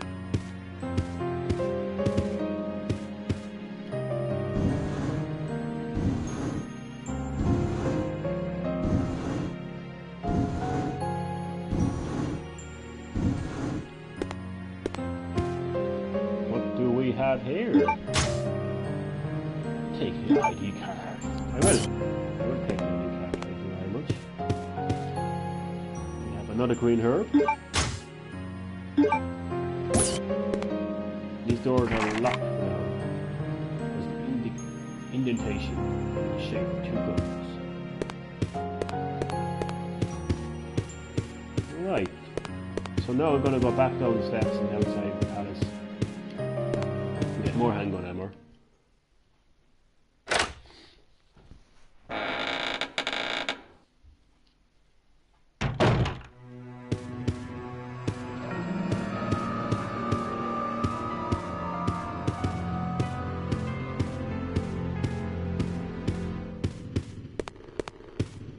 Always love the atmosphere of Resident Evil games. Jeremy Sailor, never. Hi Jeremy. Thank you for checking out my broadcast. Would you please care to elaborate on your comment? Never. Sorry, just a bit confused by your comment. That's all. Would you care to elaborate, please? I didn't even notice this green herb the first time round. Do you want to elaborate, Jeremy? Please?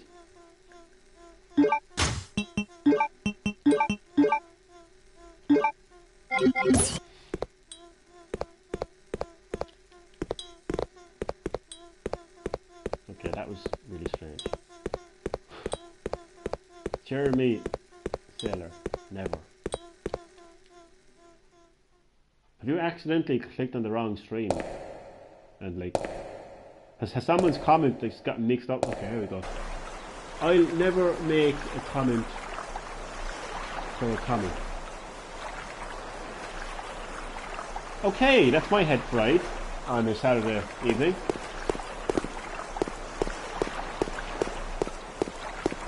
What? I'll never make a comment for a comment. Right. Okay. I have no comment in response to that. Nonetheless, Jeremy, I am playing a classic Resident Evil game, Resident Evil Veronica X. Great game. Enjoy. Comment or no comment.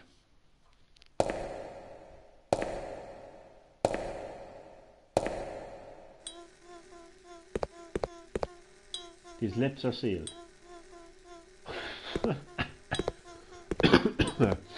Okay.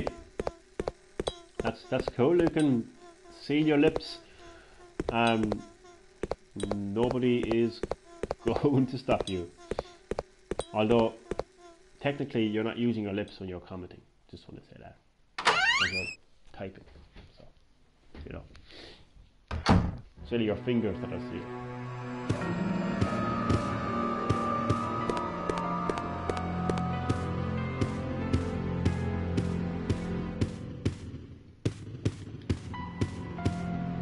I like this. This is like a mystery in its own right. Like, you know, I'm playing a game that's about mystery and like shady characters and shady going-ons and who is this guy? What's happening? And I'm like, who is this Jeremy?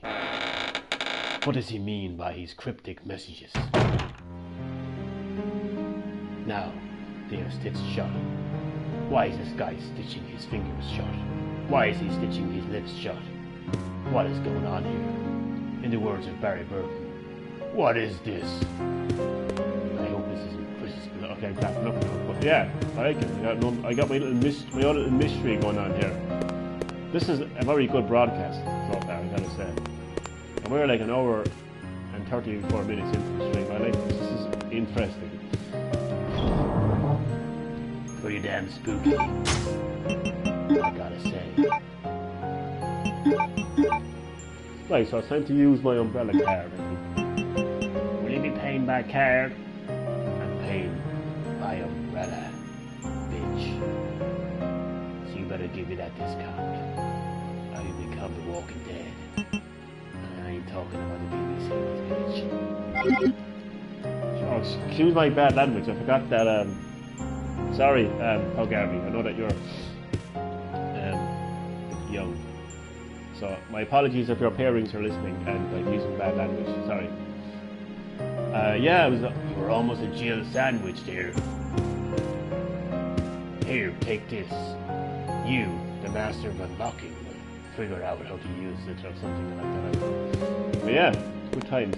Good times. This is why I titled my video these what the days, because these were the days, you know, classic Resident Evil, classic Barry Burton one-liners. Those really were the days. No, I'm not saying you were young, sorry. There was the guy, I don't know if he's still watching, Pug Army. Cool guy, by the way. I actually forgot that he was young there for a second, so when I was like using bad language and stuff, I was a bit conscious of this guy and his parents, and because they were listening, and, you know. So that's what I meant by I wanted to watch my language and stuff. Yeah.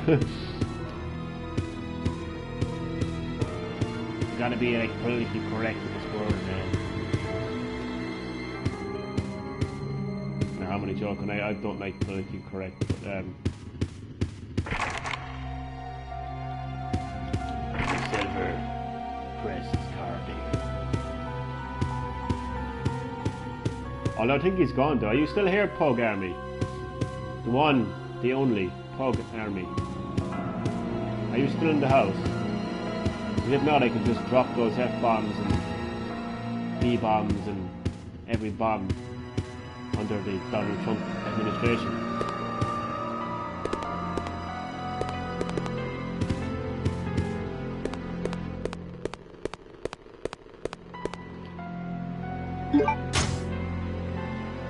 I think Pug G is gone. Or Pug G, what the hell am I saying? Pug Army is gone, I think.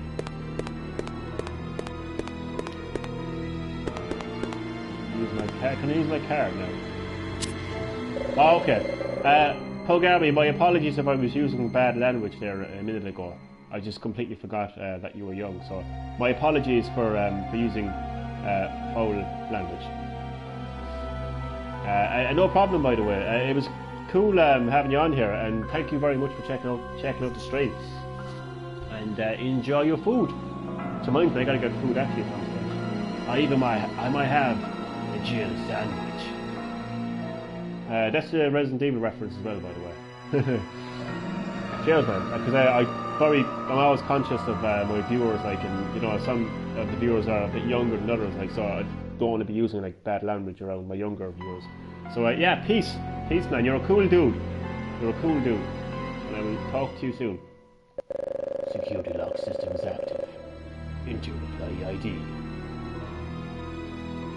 I hope Chris is. Oh yeah. I hope Chris is.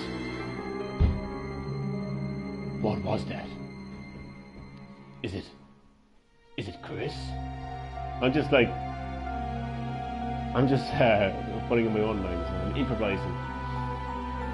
Enter an employee ID to activate your lock device. Please enter your ID. Damn it, I have to check the number.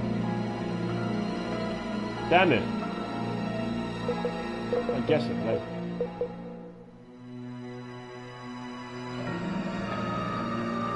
Oh man, you had that cab. Is that the code? Really? Oh man, if this is right, what a moment that would be. What a moment that would be. That would be like next gen, you know, technology just combined. Like if only this was the way back in the day. Like, oh my god. Right up, 3. I'm hyped for this, as YouTube would say.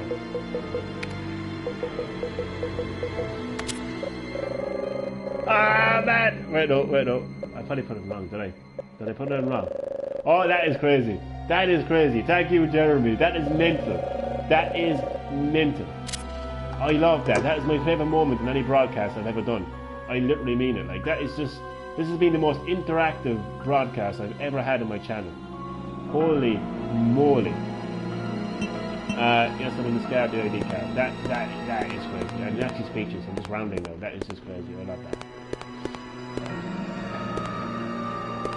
Thank you so much, man, for that.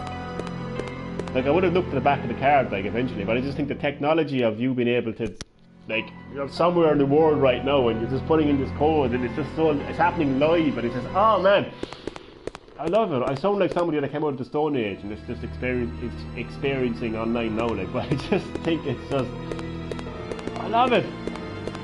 I don't even know what I'm doing right now, I'm just so, oh crap. I don't think I should go in there yet, should I? Right now, oh god. I'm not looking forward to this. Oh god, I know something about that. I'm going to go into the bathroom first. I think there's a briefcase that I need to get. Why isn't my handgun equipped? What's going on? What?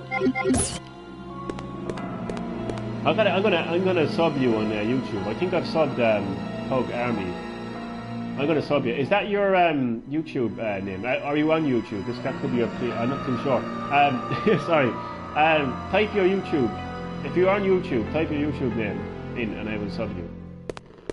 Because you're cool, man. This is the most interactive stream I've ever had. Love it.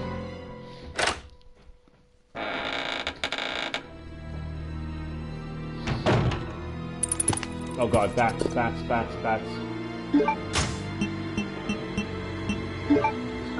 bats.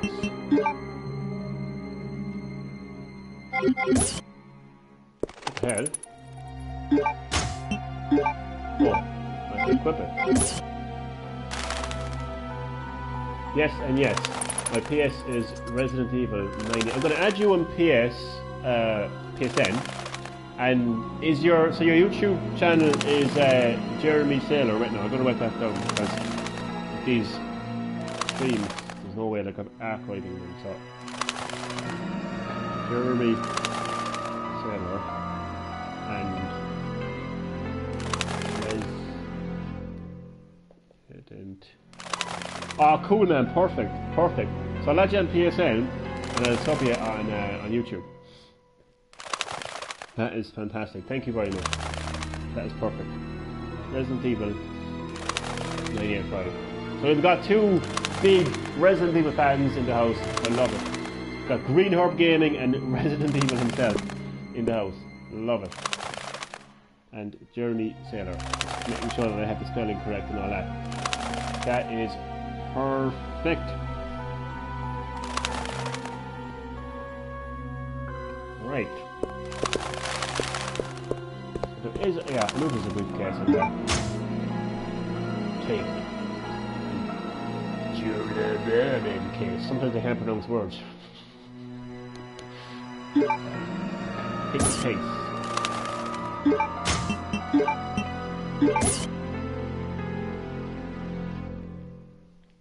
Oh, I gotta get a lockpick first.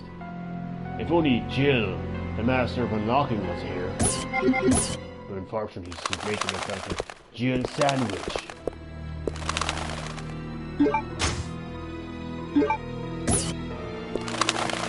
That's some first aid.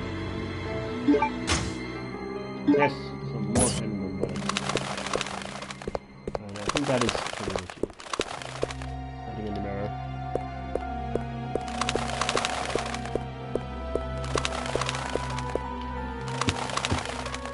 Jeremy, what are your thoughts on the Resident Evil 2 remake? I, for one, just cannot wait for that game to get released. We got to Steve next.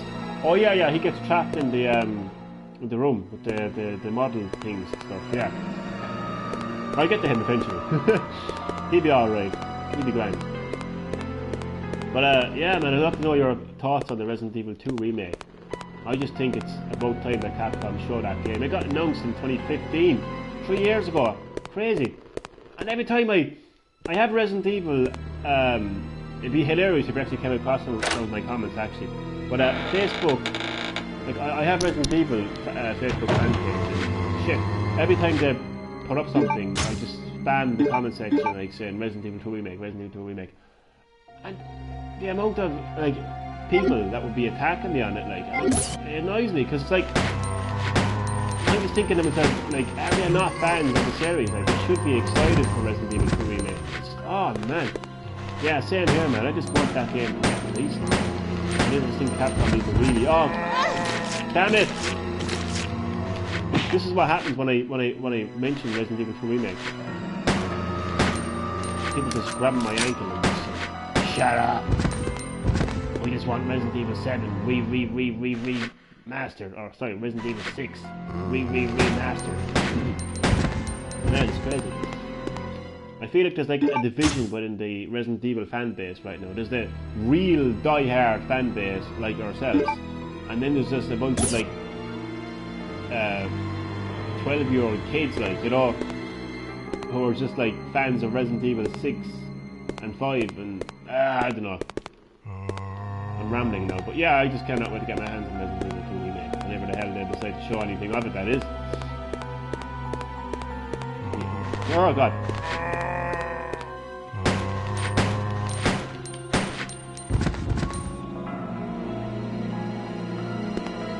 Is he dead? He's dead. I can see the blood. I hope that isn't Chris's blood. Gold Chris. What I normally do when I play Resident Evil games, but particularly like Resident Evil 1, 2 and 3, is I actually write down the doors. Like I take note of like which door is locked and which emblem I need and stuff, and it just makes it easier. But I haven't done that now, so it should be interesting. I'll just have to remember like where the locked doors are and stuff.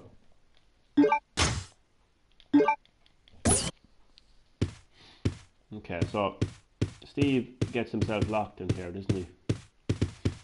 In the model room. Oh, there's a little thing here somewhere. No? Oh, it happens later on. You watch a little video clip of Alexia and Alfred.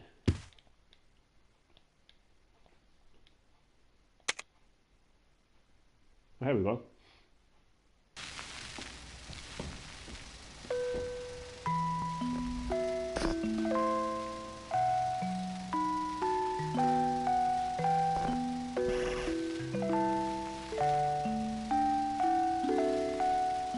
I would say two of the most craziest villains in the entire Resident Evil series.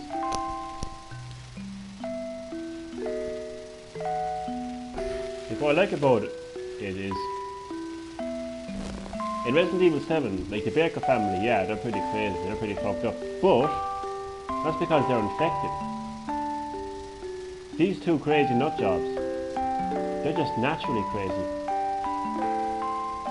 That's brother and sister right there, like I know they're not necessarily kissing right now.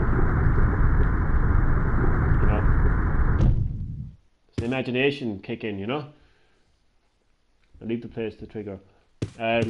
Yeah, that's right. Once I leave, he comes in for the guns, doesn't he? Yeah, he comes in for the guns. So I'm gonna leave them for now. But I will take this, so I can activate the submarine. But yeah, these Ashfords, crazy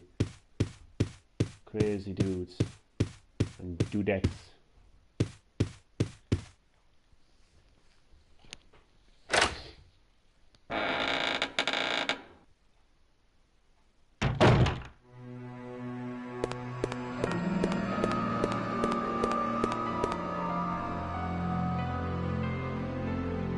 I'm confused, which... Oh yeah, that's locked. With a silver crest. Silver and gold in that area. I have to remember that. Silver and gold.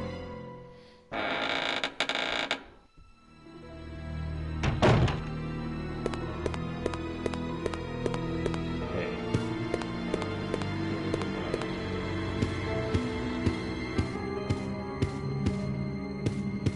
Oh no, wait. Once I got to leave... yeah, once I got to leave the building, that's when Steve gets himself in a sticky situation, or even Mulder and Fox couldn't save him. Yeah! Help me! Did I say Mulder and Fox? I didn't. Steve?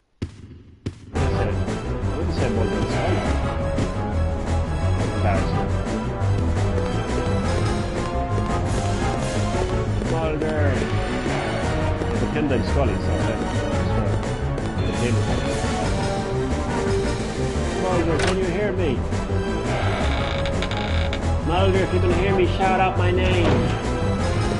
Mulder! God, Mulder, what are you doing this time?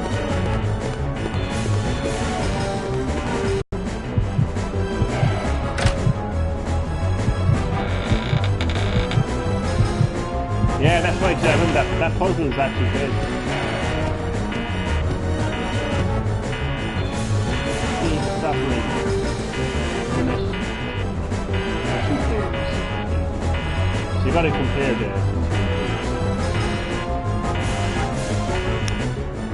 so you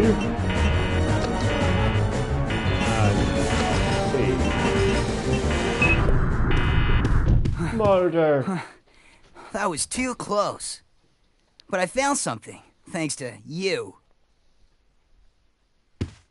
Looks I left cool, them huh? there for you, Steve. Oh, I need those. Give them to me. You gotta be kidding. I found it and I'm keeping it.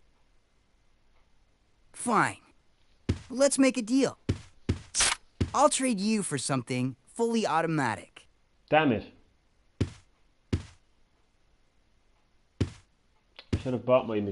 See you around, Claire. Adios. Hey, wait! Steve! Oh yeah, you bump into him later on in the game. I thought like you had to... Yeah, he's a dick.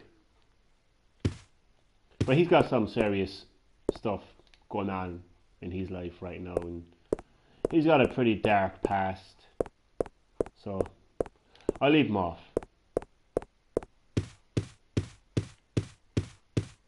Poor guy. But he's lucky he's not dealing with Barry Burton. Because Barry Burton would have slapped his ass. Barry Burton would have tombstoned him. You better give me those guns, bitch.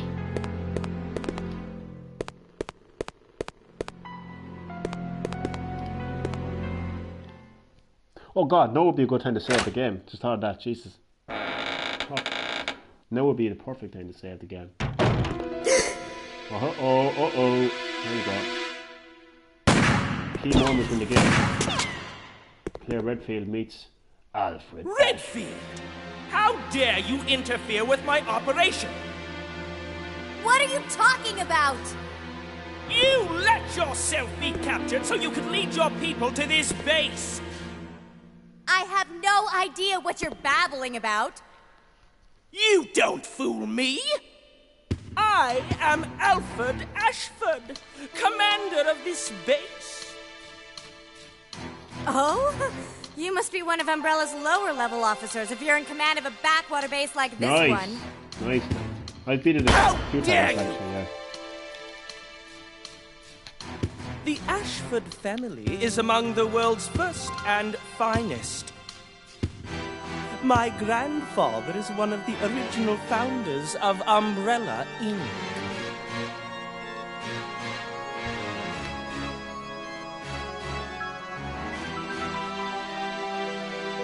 Now tell me, why have you attacked this installation? Attacked? Shortly after you arrived, my base was attacked. You must have informed your people of its location. I still don't follow you. I really don't know anything about that. Unacceptable! How can you deny it? My base has been destroyed. And thanks to you, the experimental T-virus was released, creating countless zombies and monsters.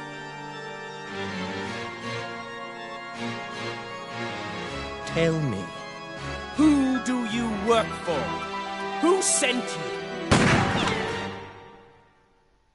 Barry Burton. Have it your way, then. You're just a rat in a cage anyway. I'll be sure to keep you entertained before I dispose of you. I love it. Drag queen. I know, yeah. Oh god, that laugh. Although he would fit in so well.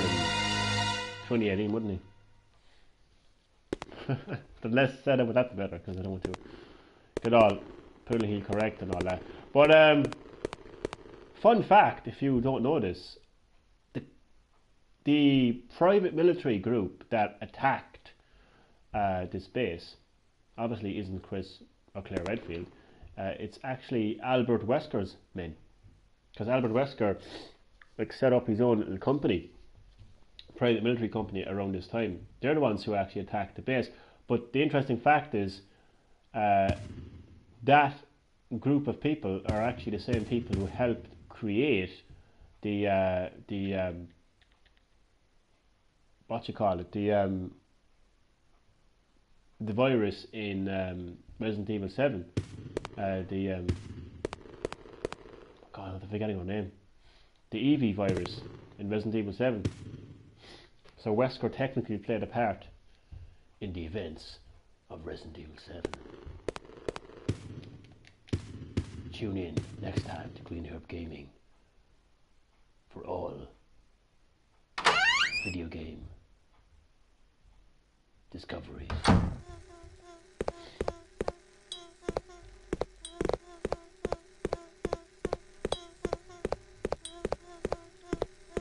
So now we're going to go to the submarine.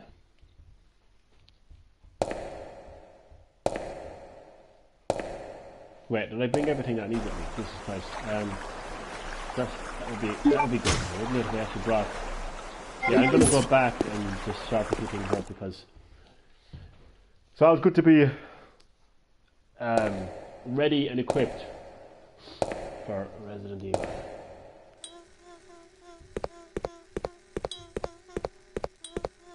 Sorry for the boring backtracking here, but just need to get a few things sorted out.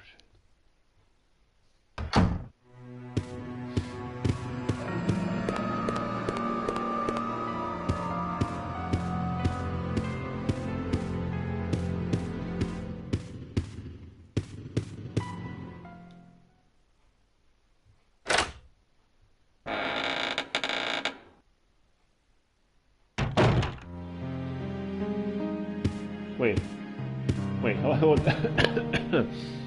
hold up, what?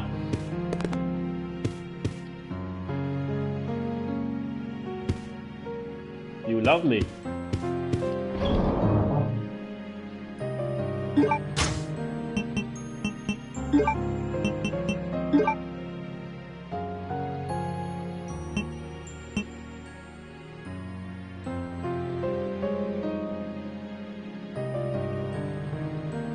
I don't know what to say. Yes. Why not? Why not?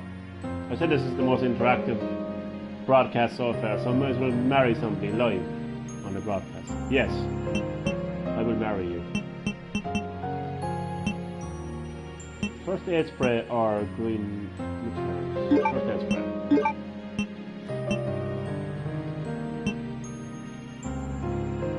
Live marriage on the broadcast stream.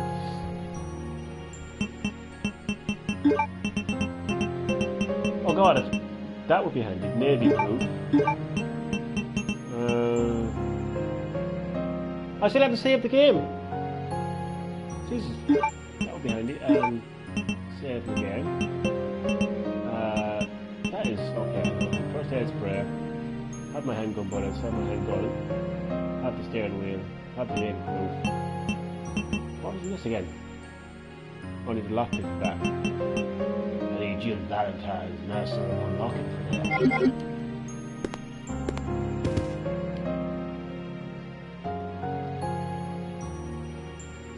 Oh man, the old days. Memory cards. Remember those things? 8 whole megabytes of memory. God, imagine having 8 megabytes of memory in the PS4. The thing would explode. You wouldn't even be able to. You wouldn't be able to move from left to right on the menu without using up like a gigabyte of memory or something. Oh man. 8 gigabytes. That's crazy. I have to constantly delete games off my library on PS4, like just to free up space, so I can update Fortnite. How crazy is that? Jesus Christ, that is mental actually. Oh, I forgot to put in my intro.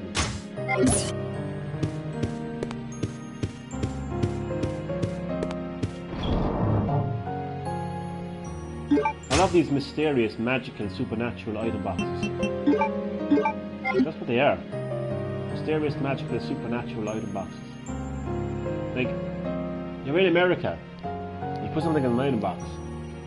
Go to the Antarctica, open another item box, and your items mysteriously get transported. Man, crazy technology. It's the Umbrella Corporation for you, though. Pinnacle of advanced technology.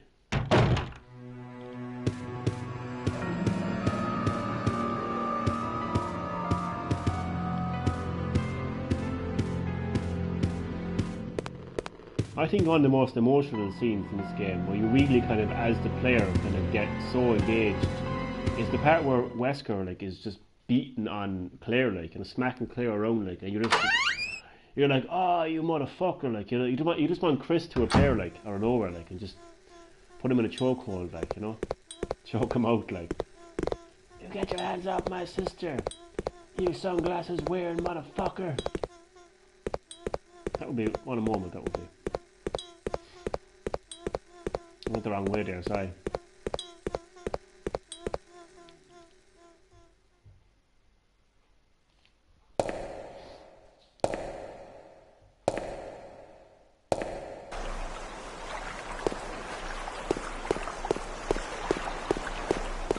Hey, time to go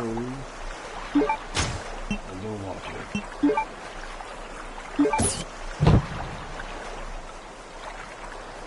Turn the steering wheel. Will Claire choose yes or no? This game is brought to you by EA. Enormous assholes. Would you like to continue with this game? Please, purchase yes for $99. Or no for $20.99. Thank you for choosing EA. We are enormous assholes. Oh, I have no money. Shit. Oh. Thankfully this game isn't brought to you by EA, so I can choose yes.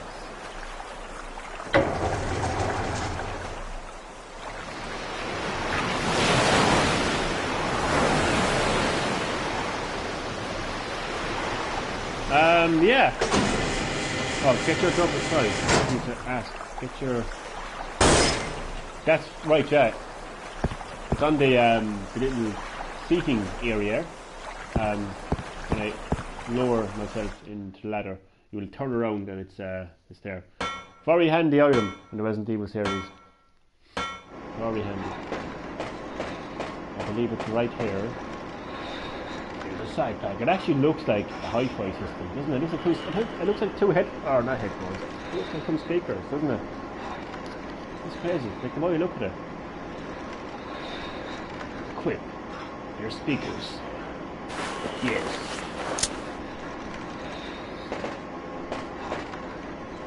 Now we get ourselves moving. I have to go pretty soon actually. Unfortunately.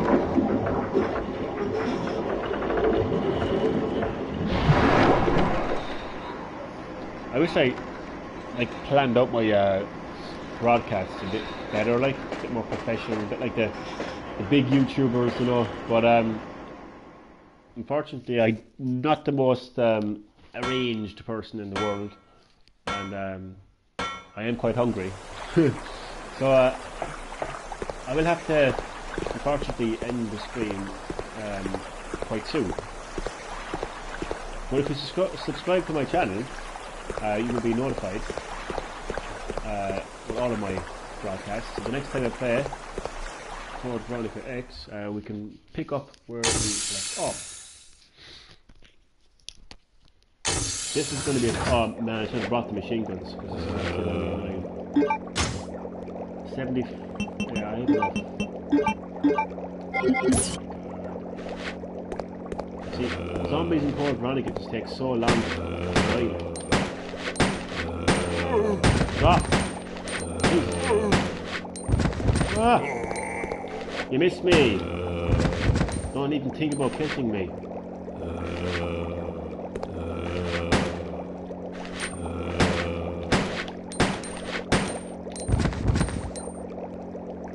I was going to say a joke. I was going to say a Resident Evil movie joke. I shot him 5 times. I shot her 5 times. How's she still standing? Bitch ain't standing now. I love that quote from the good old Michelle Rodriguez. Sexy Michelle Rodriguez. If you're watching, please don't sue me for sexual harassment, okay? Please don't hashtag me too. I'm simply admiring your beauty, Michelle. That's all it was.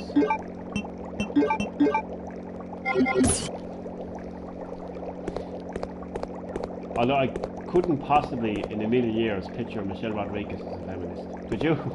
Could you picture Michelle Rodriguez as a feminist? I would actually be shocked if she was a feminist. Like, genuinely shocked.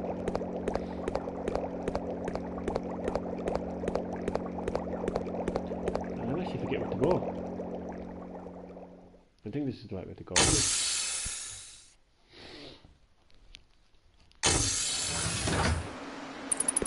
Oh god, more bats.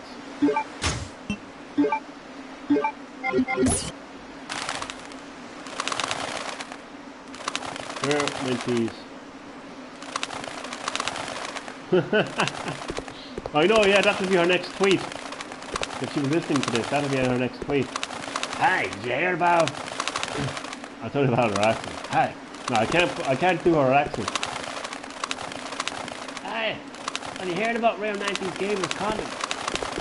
He's a total pervert. No, that's just, I'm going to stop trying to impersonate Michelle Rodriguez.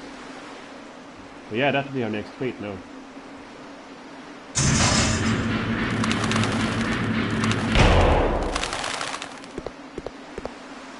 Hashtag me too, guys.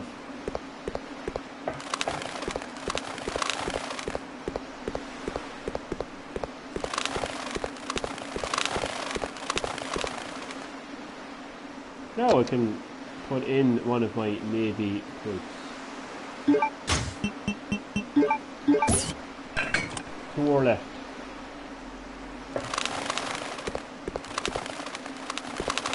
Okay.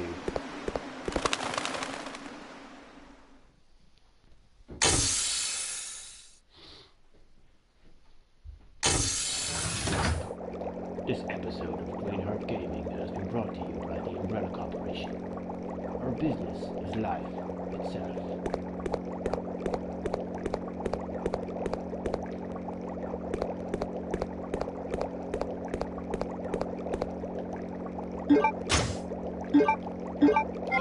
Make sure to unequip my lighter, because I'm not going to fancy my chances against some zombies with a lighter, because that would not be good.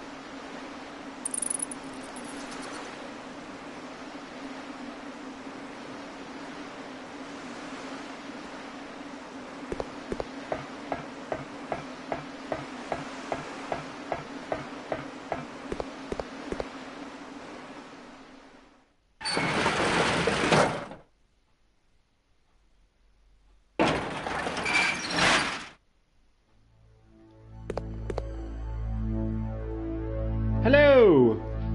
Yes, I speak English. Today is your lucky day. But oddly enough, I actually can't pronounce your second name.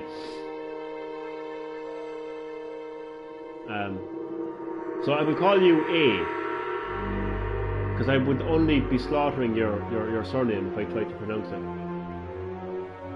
But I will try. Is it Soe?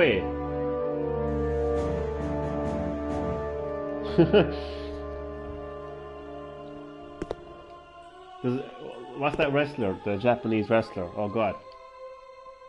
Sorry, me speak no English. So I'm not being racist. Sorry, that's the wrestler in WWE. I forget his name. Jesus Christ. Oh, that's funny. But yeah, I do speak English. I do speak English. Soa. Jesus Christ, I'm gonna be. I don't know. I'm gonna get arrested.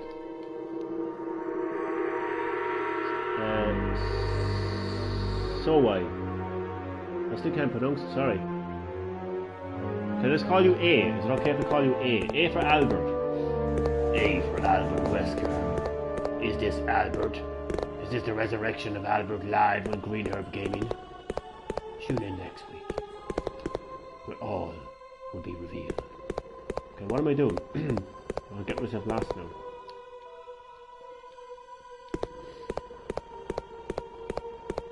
I'm terribly sorry, I'm just very bad at pronouncing certain names and words as well. Ah, damn it, I was meant to go up the lift, wasn't I? I got distracted.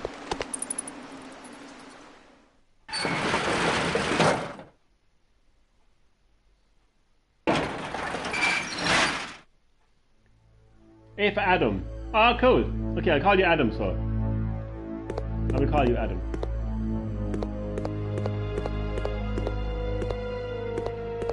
So, hello Adam. Hope all is well, and thank you very much for checking out Green Herb Gaming. Feel free to like the video, subscribe to me if you like, share the video, and then subscribe to you as well. This has been my most interactive stream I've ever had. The power of Resident Evil. How you're doing for this game? I ask me how well am I doing in the game, or are you asking me how am I streaming the game? Sorry, I just don't quite understand. Sorry enough for being so awkward, I just don't fully understand the question.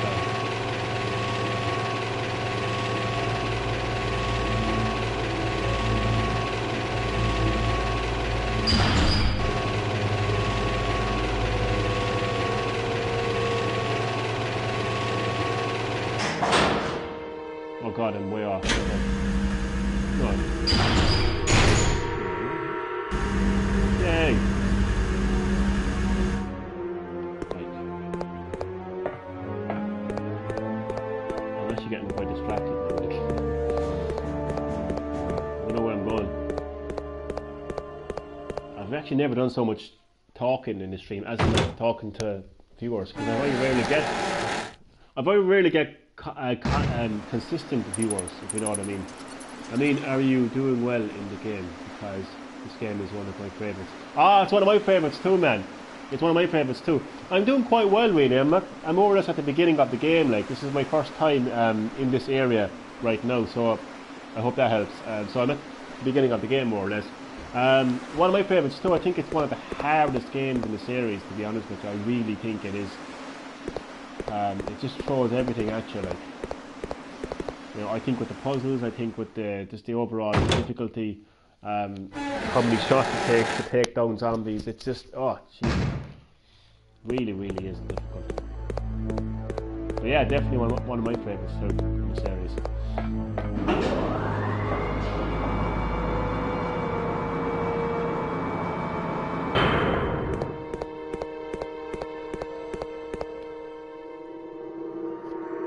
Oh man, that is fantastic. Well done on that. Getting a platinum on Code Veronica. That is not an easy accomplishment by any means. Oh, the lift from hell. The lift from hell. Just when you thought it was safe to go back into a lift. The lift from hell.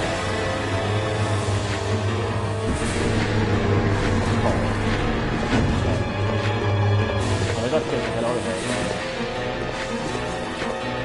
Should have gotten my either my machine gun now or my bow.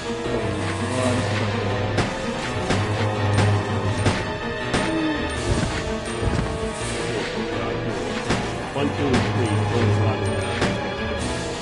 3. Yeah, the original, like, it just speaks for itself, doesn't it? Like, it just set the tone, like, for the entire series. The remake of 1 is just outstanding. Like, how they just recreated, that game. Yeah, obviously the original trilogy is just fantastic. Oh, I'm not going to wait for so many bullets there.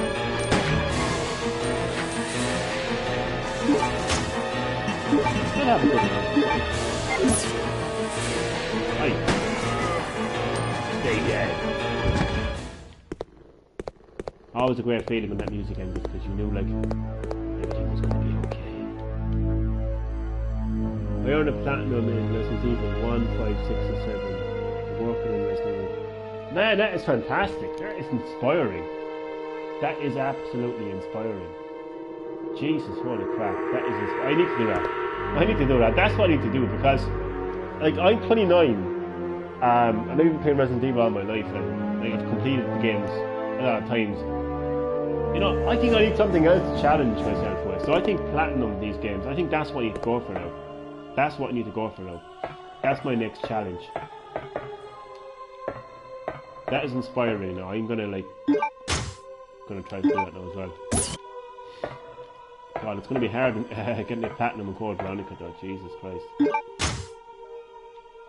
Will you take the biohazard card? Yes, I will. I will take the biohazard card. I will shine it up and stick it straight up your candy ass. Sorry, that was just totally random. Sorry. I tend to get a bit random in my streams. Yeah, I'm a bit lost now as opposed to go.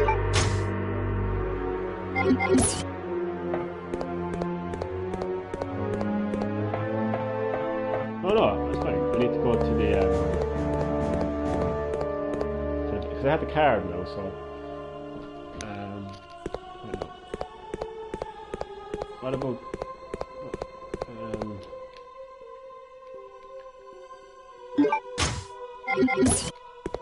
yeah, I need to go back to the I need to go to the facility, don't I? I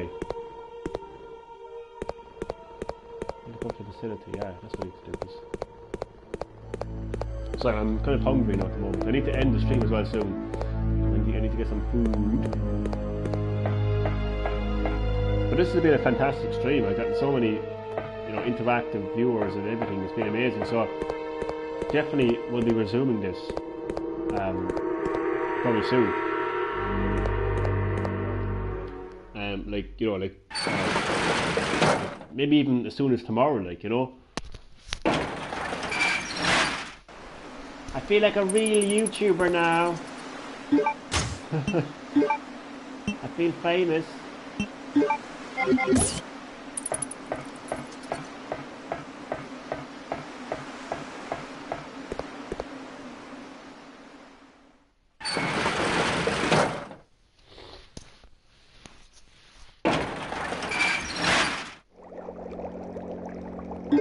think it's actually annoying switching between lighter and angle.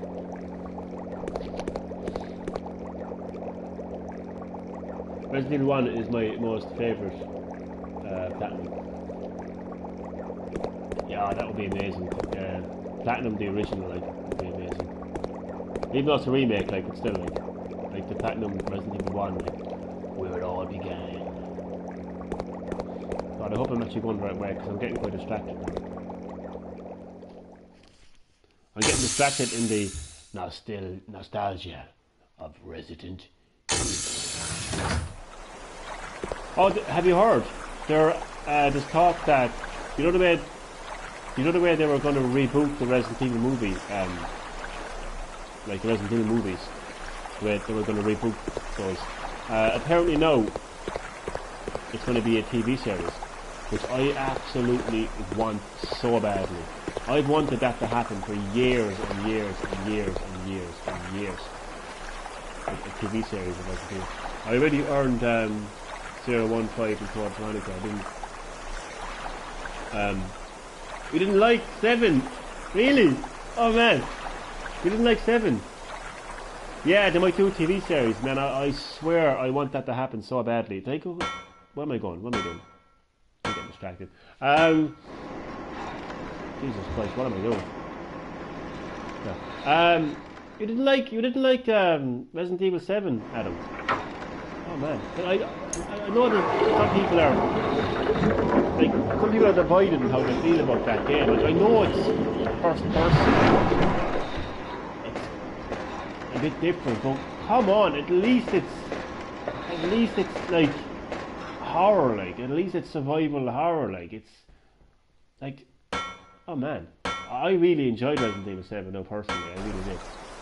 I liked what they did with it, like I think it was like they didn't just play it safe and just go back to what they did already, like they changed it, like I'm getting old now, and they haven't.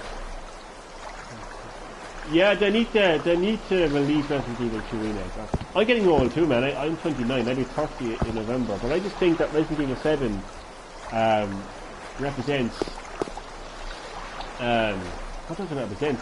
It represents a true, like, new Resident Evil game.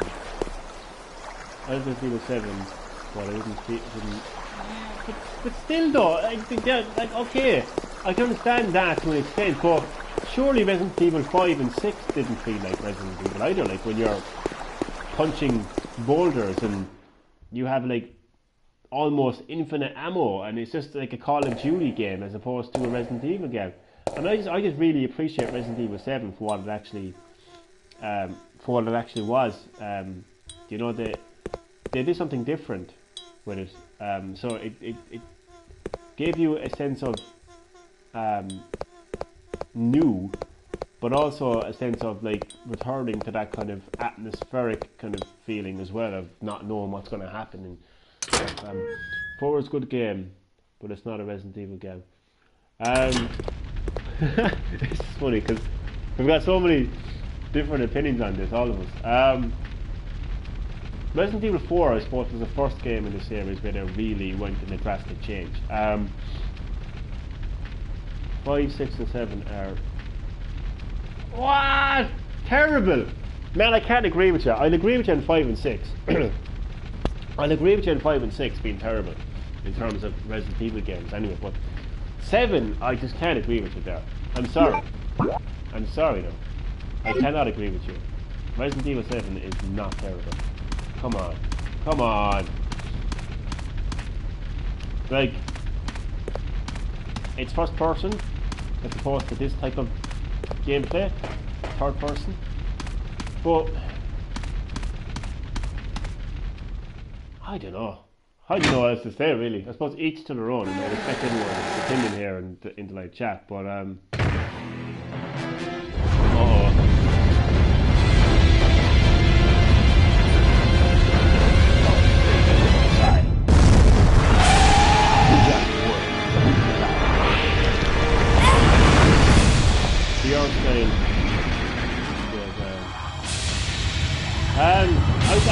actually love to play it. Sorry, see the comments are probably annoying on PS4. They're kind of like a half written, so I'm kind of like headache. VR style gave a headache. I would say so. Yeah, a lot of people have said they've suffered from headaches playing VR games. Resident Evil 4 felt like a Resident Evil title in my opinion. Yeah, I mean Resident Evil 4 was it was when they went down the road of action, I suppose. Resident Evil 4. But I just think anything is better than 5 and 6. Can we all agree on that? Can we all come to an agreement that Resident Evil 5 and 6 were absolutely the worst Resident Evil games ever created? Can we come to an agreement on that, everyone? Because that's how I feel anyway. If we want to bash a Resident Evil game, I think 5 and 6, you know, need to be bashed more than any other game in the series, I think. The doorknob is missing. I can't open it. What is this? I may have to end the stream actually very soon now actually.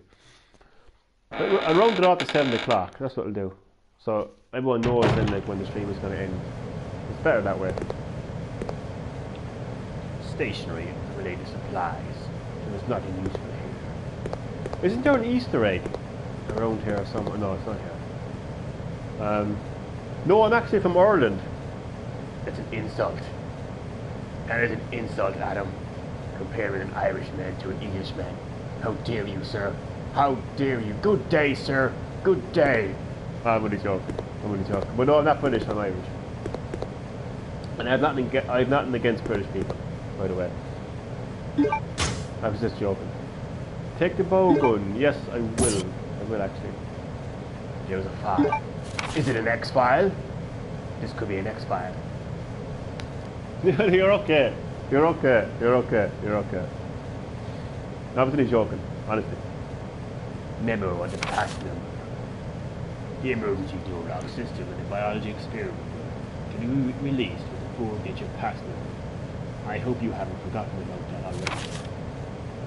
I have just received an order from the system administrator requesting us to change the pass number periodically. What bothers me is that you often lose important memos, pass numbers, or even intelligence. So, in an attempt to solve that problem, I came up with an idea. You know the red unit skeleton picture in the back room of the biology experiment room? I have decided to use the number signed with the picture as the pass number. If you happen to lose the number, just look at the picture. Well, I don't think you would ever need to use the emergency pass number anyway, but just in case, now that you know, take it easy, Mr. Careless. Who wants to bang? Who wants to bang? Wait, what? Who wants to bang? Okay. I'm watching a football match now between Man United and Chelsea. Oh, cool! They're actually they're playing today. Jeremy wants to bang. He's asking somebody, are we planning on banging?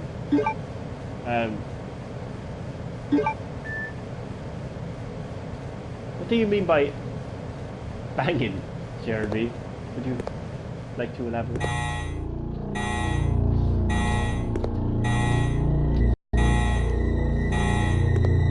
Oh, damn it, I got a text message.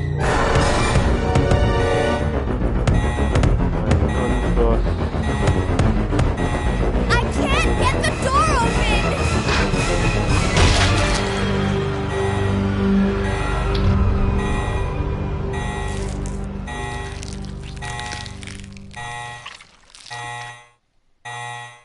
There appears to be no one around. A red picture is hanging in the back. I can't see anything from here. 2 seconds, I got responding to a text message on my phone. But Jeremy! Who wants to bang? Any takers? Please elaborate. While I respond to my text, I won't be long.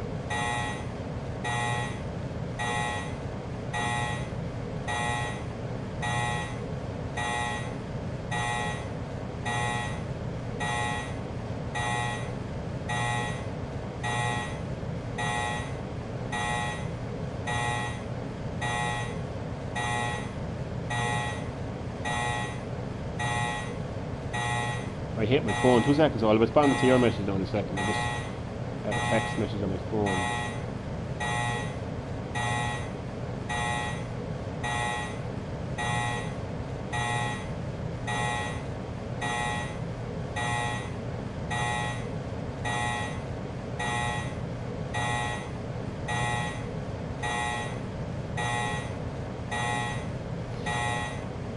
How can I?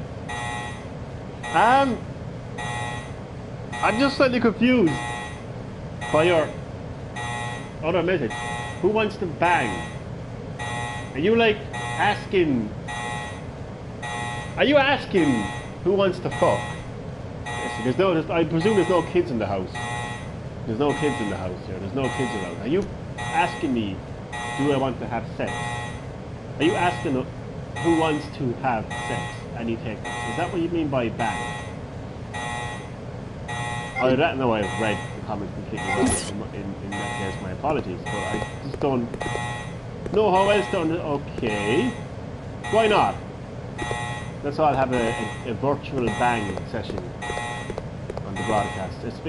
I've always said it's said before, I said again, it's been the most interactive broadcast I've ever had. So I'm actually marrying Jeremy. Actually, I forgot that. Me and Jeremy are getting married. So why not? Let's bang. Fire experience. Okay, so I can't get the passport just yet, and I have everything I need here, do I? No, just kidding. I know. But I wasn't. I'm only joking. I am joking.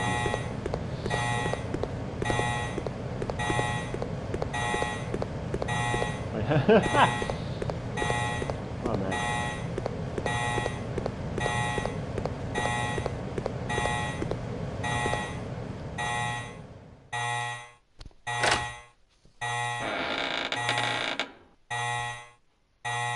Biohazard contamination detected. Level 3. Emergency shutters your ass out of will here, Claire. close. All personnel evacuate immediately.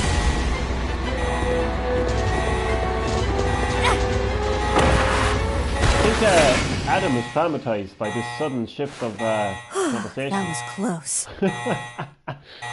Adam, I would like to apologize on behalf of my future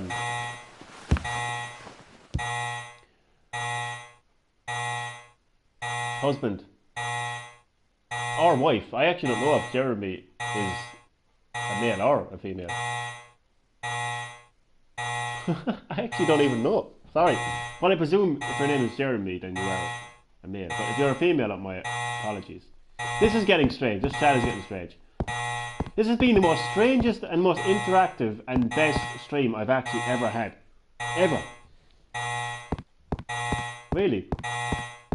It started to get a bit strange when... no, he's cool out, sound out. First guy who was here, Pug Army. He's actually a 5th grader. Now, I didn't know he was a 5th grader until he mentioned that to me. But he asked me out of nowhere, do I have a girlfriend? And I'm like, I don't know how I feel about chatting about my love life to a 5th grader. I was like, no offence or anything. And he was like, then I said no, and he said, I have. And I'm like, okay, cool. I was like, don't know how else to respond to that. Anyway, moving on.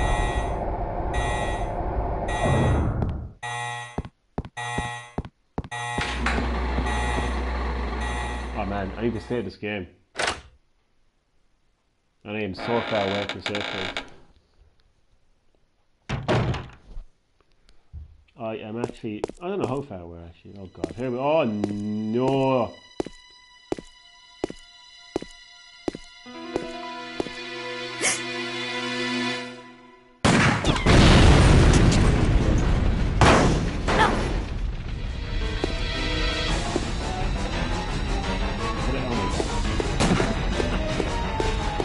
Oh my god. I'm gonna get killed by Alfred there, like. What hit my board?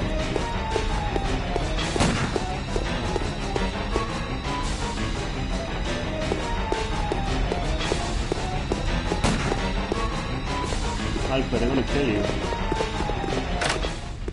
Yeah, you better run.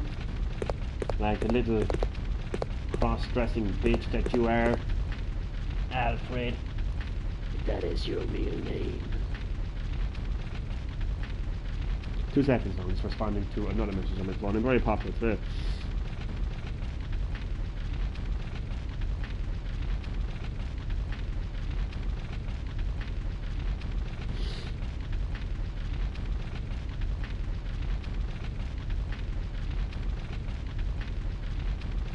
Sorry now. We'll get back to the game in just a second.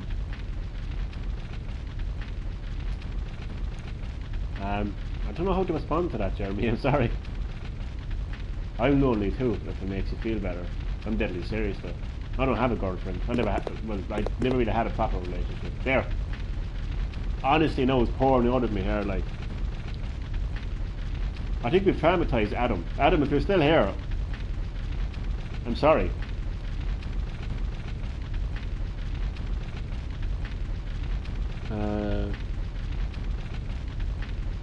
Sorry, I'm just texting at the same time.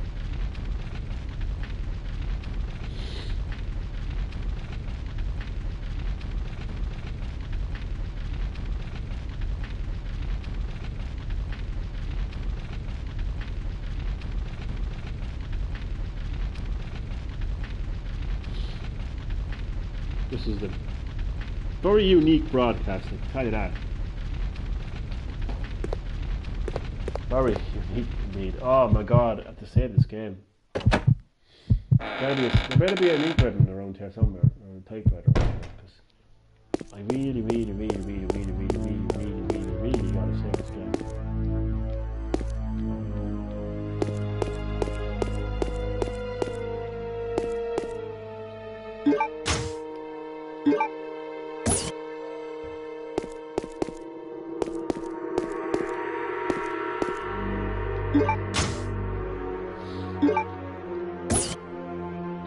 So yeah, Jeremy, I'm lonely too. I know how it feels to be lonely. It ain't nice. Silver door, brown door.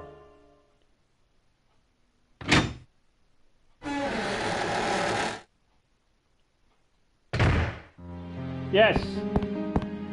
I'm kind of happy and sad at the same time. I'm happy that I found the save room.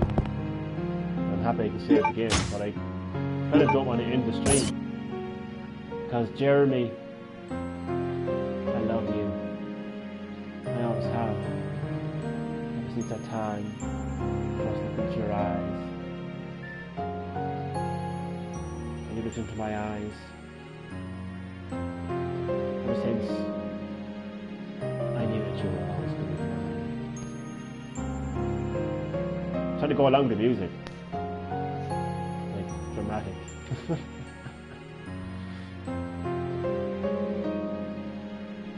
Yes, Jeremy. I think now will be the perfect time to beat our knees. Just me and you, Jeremy.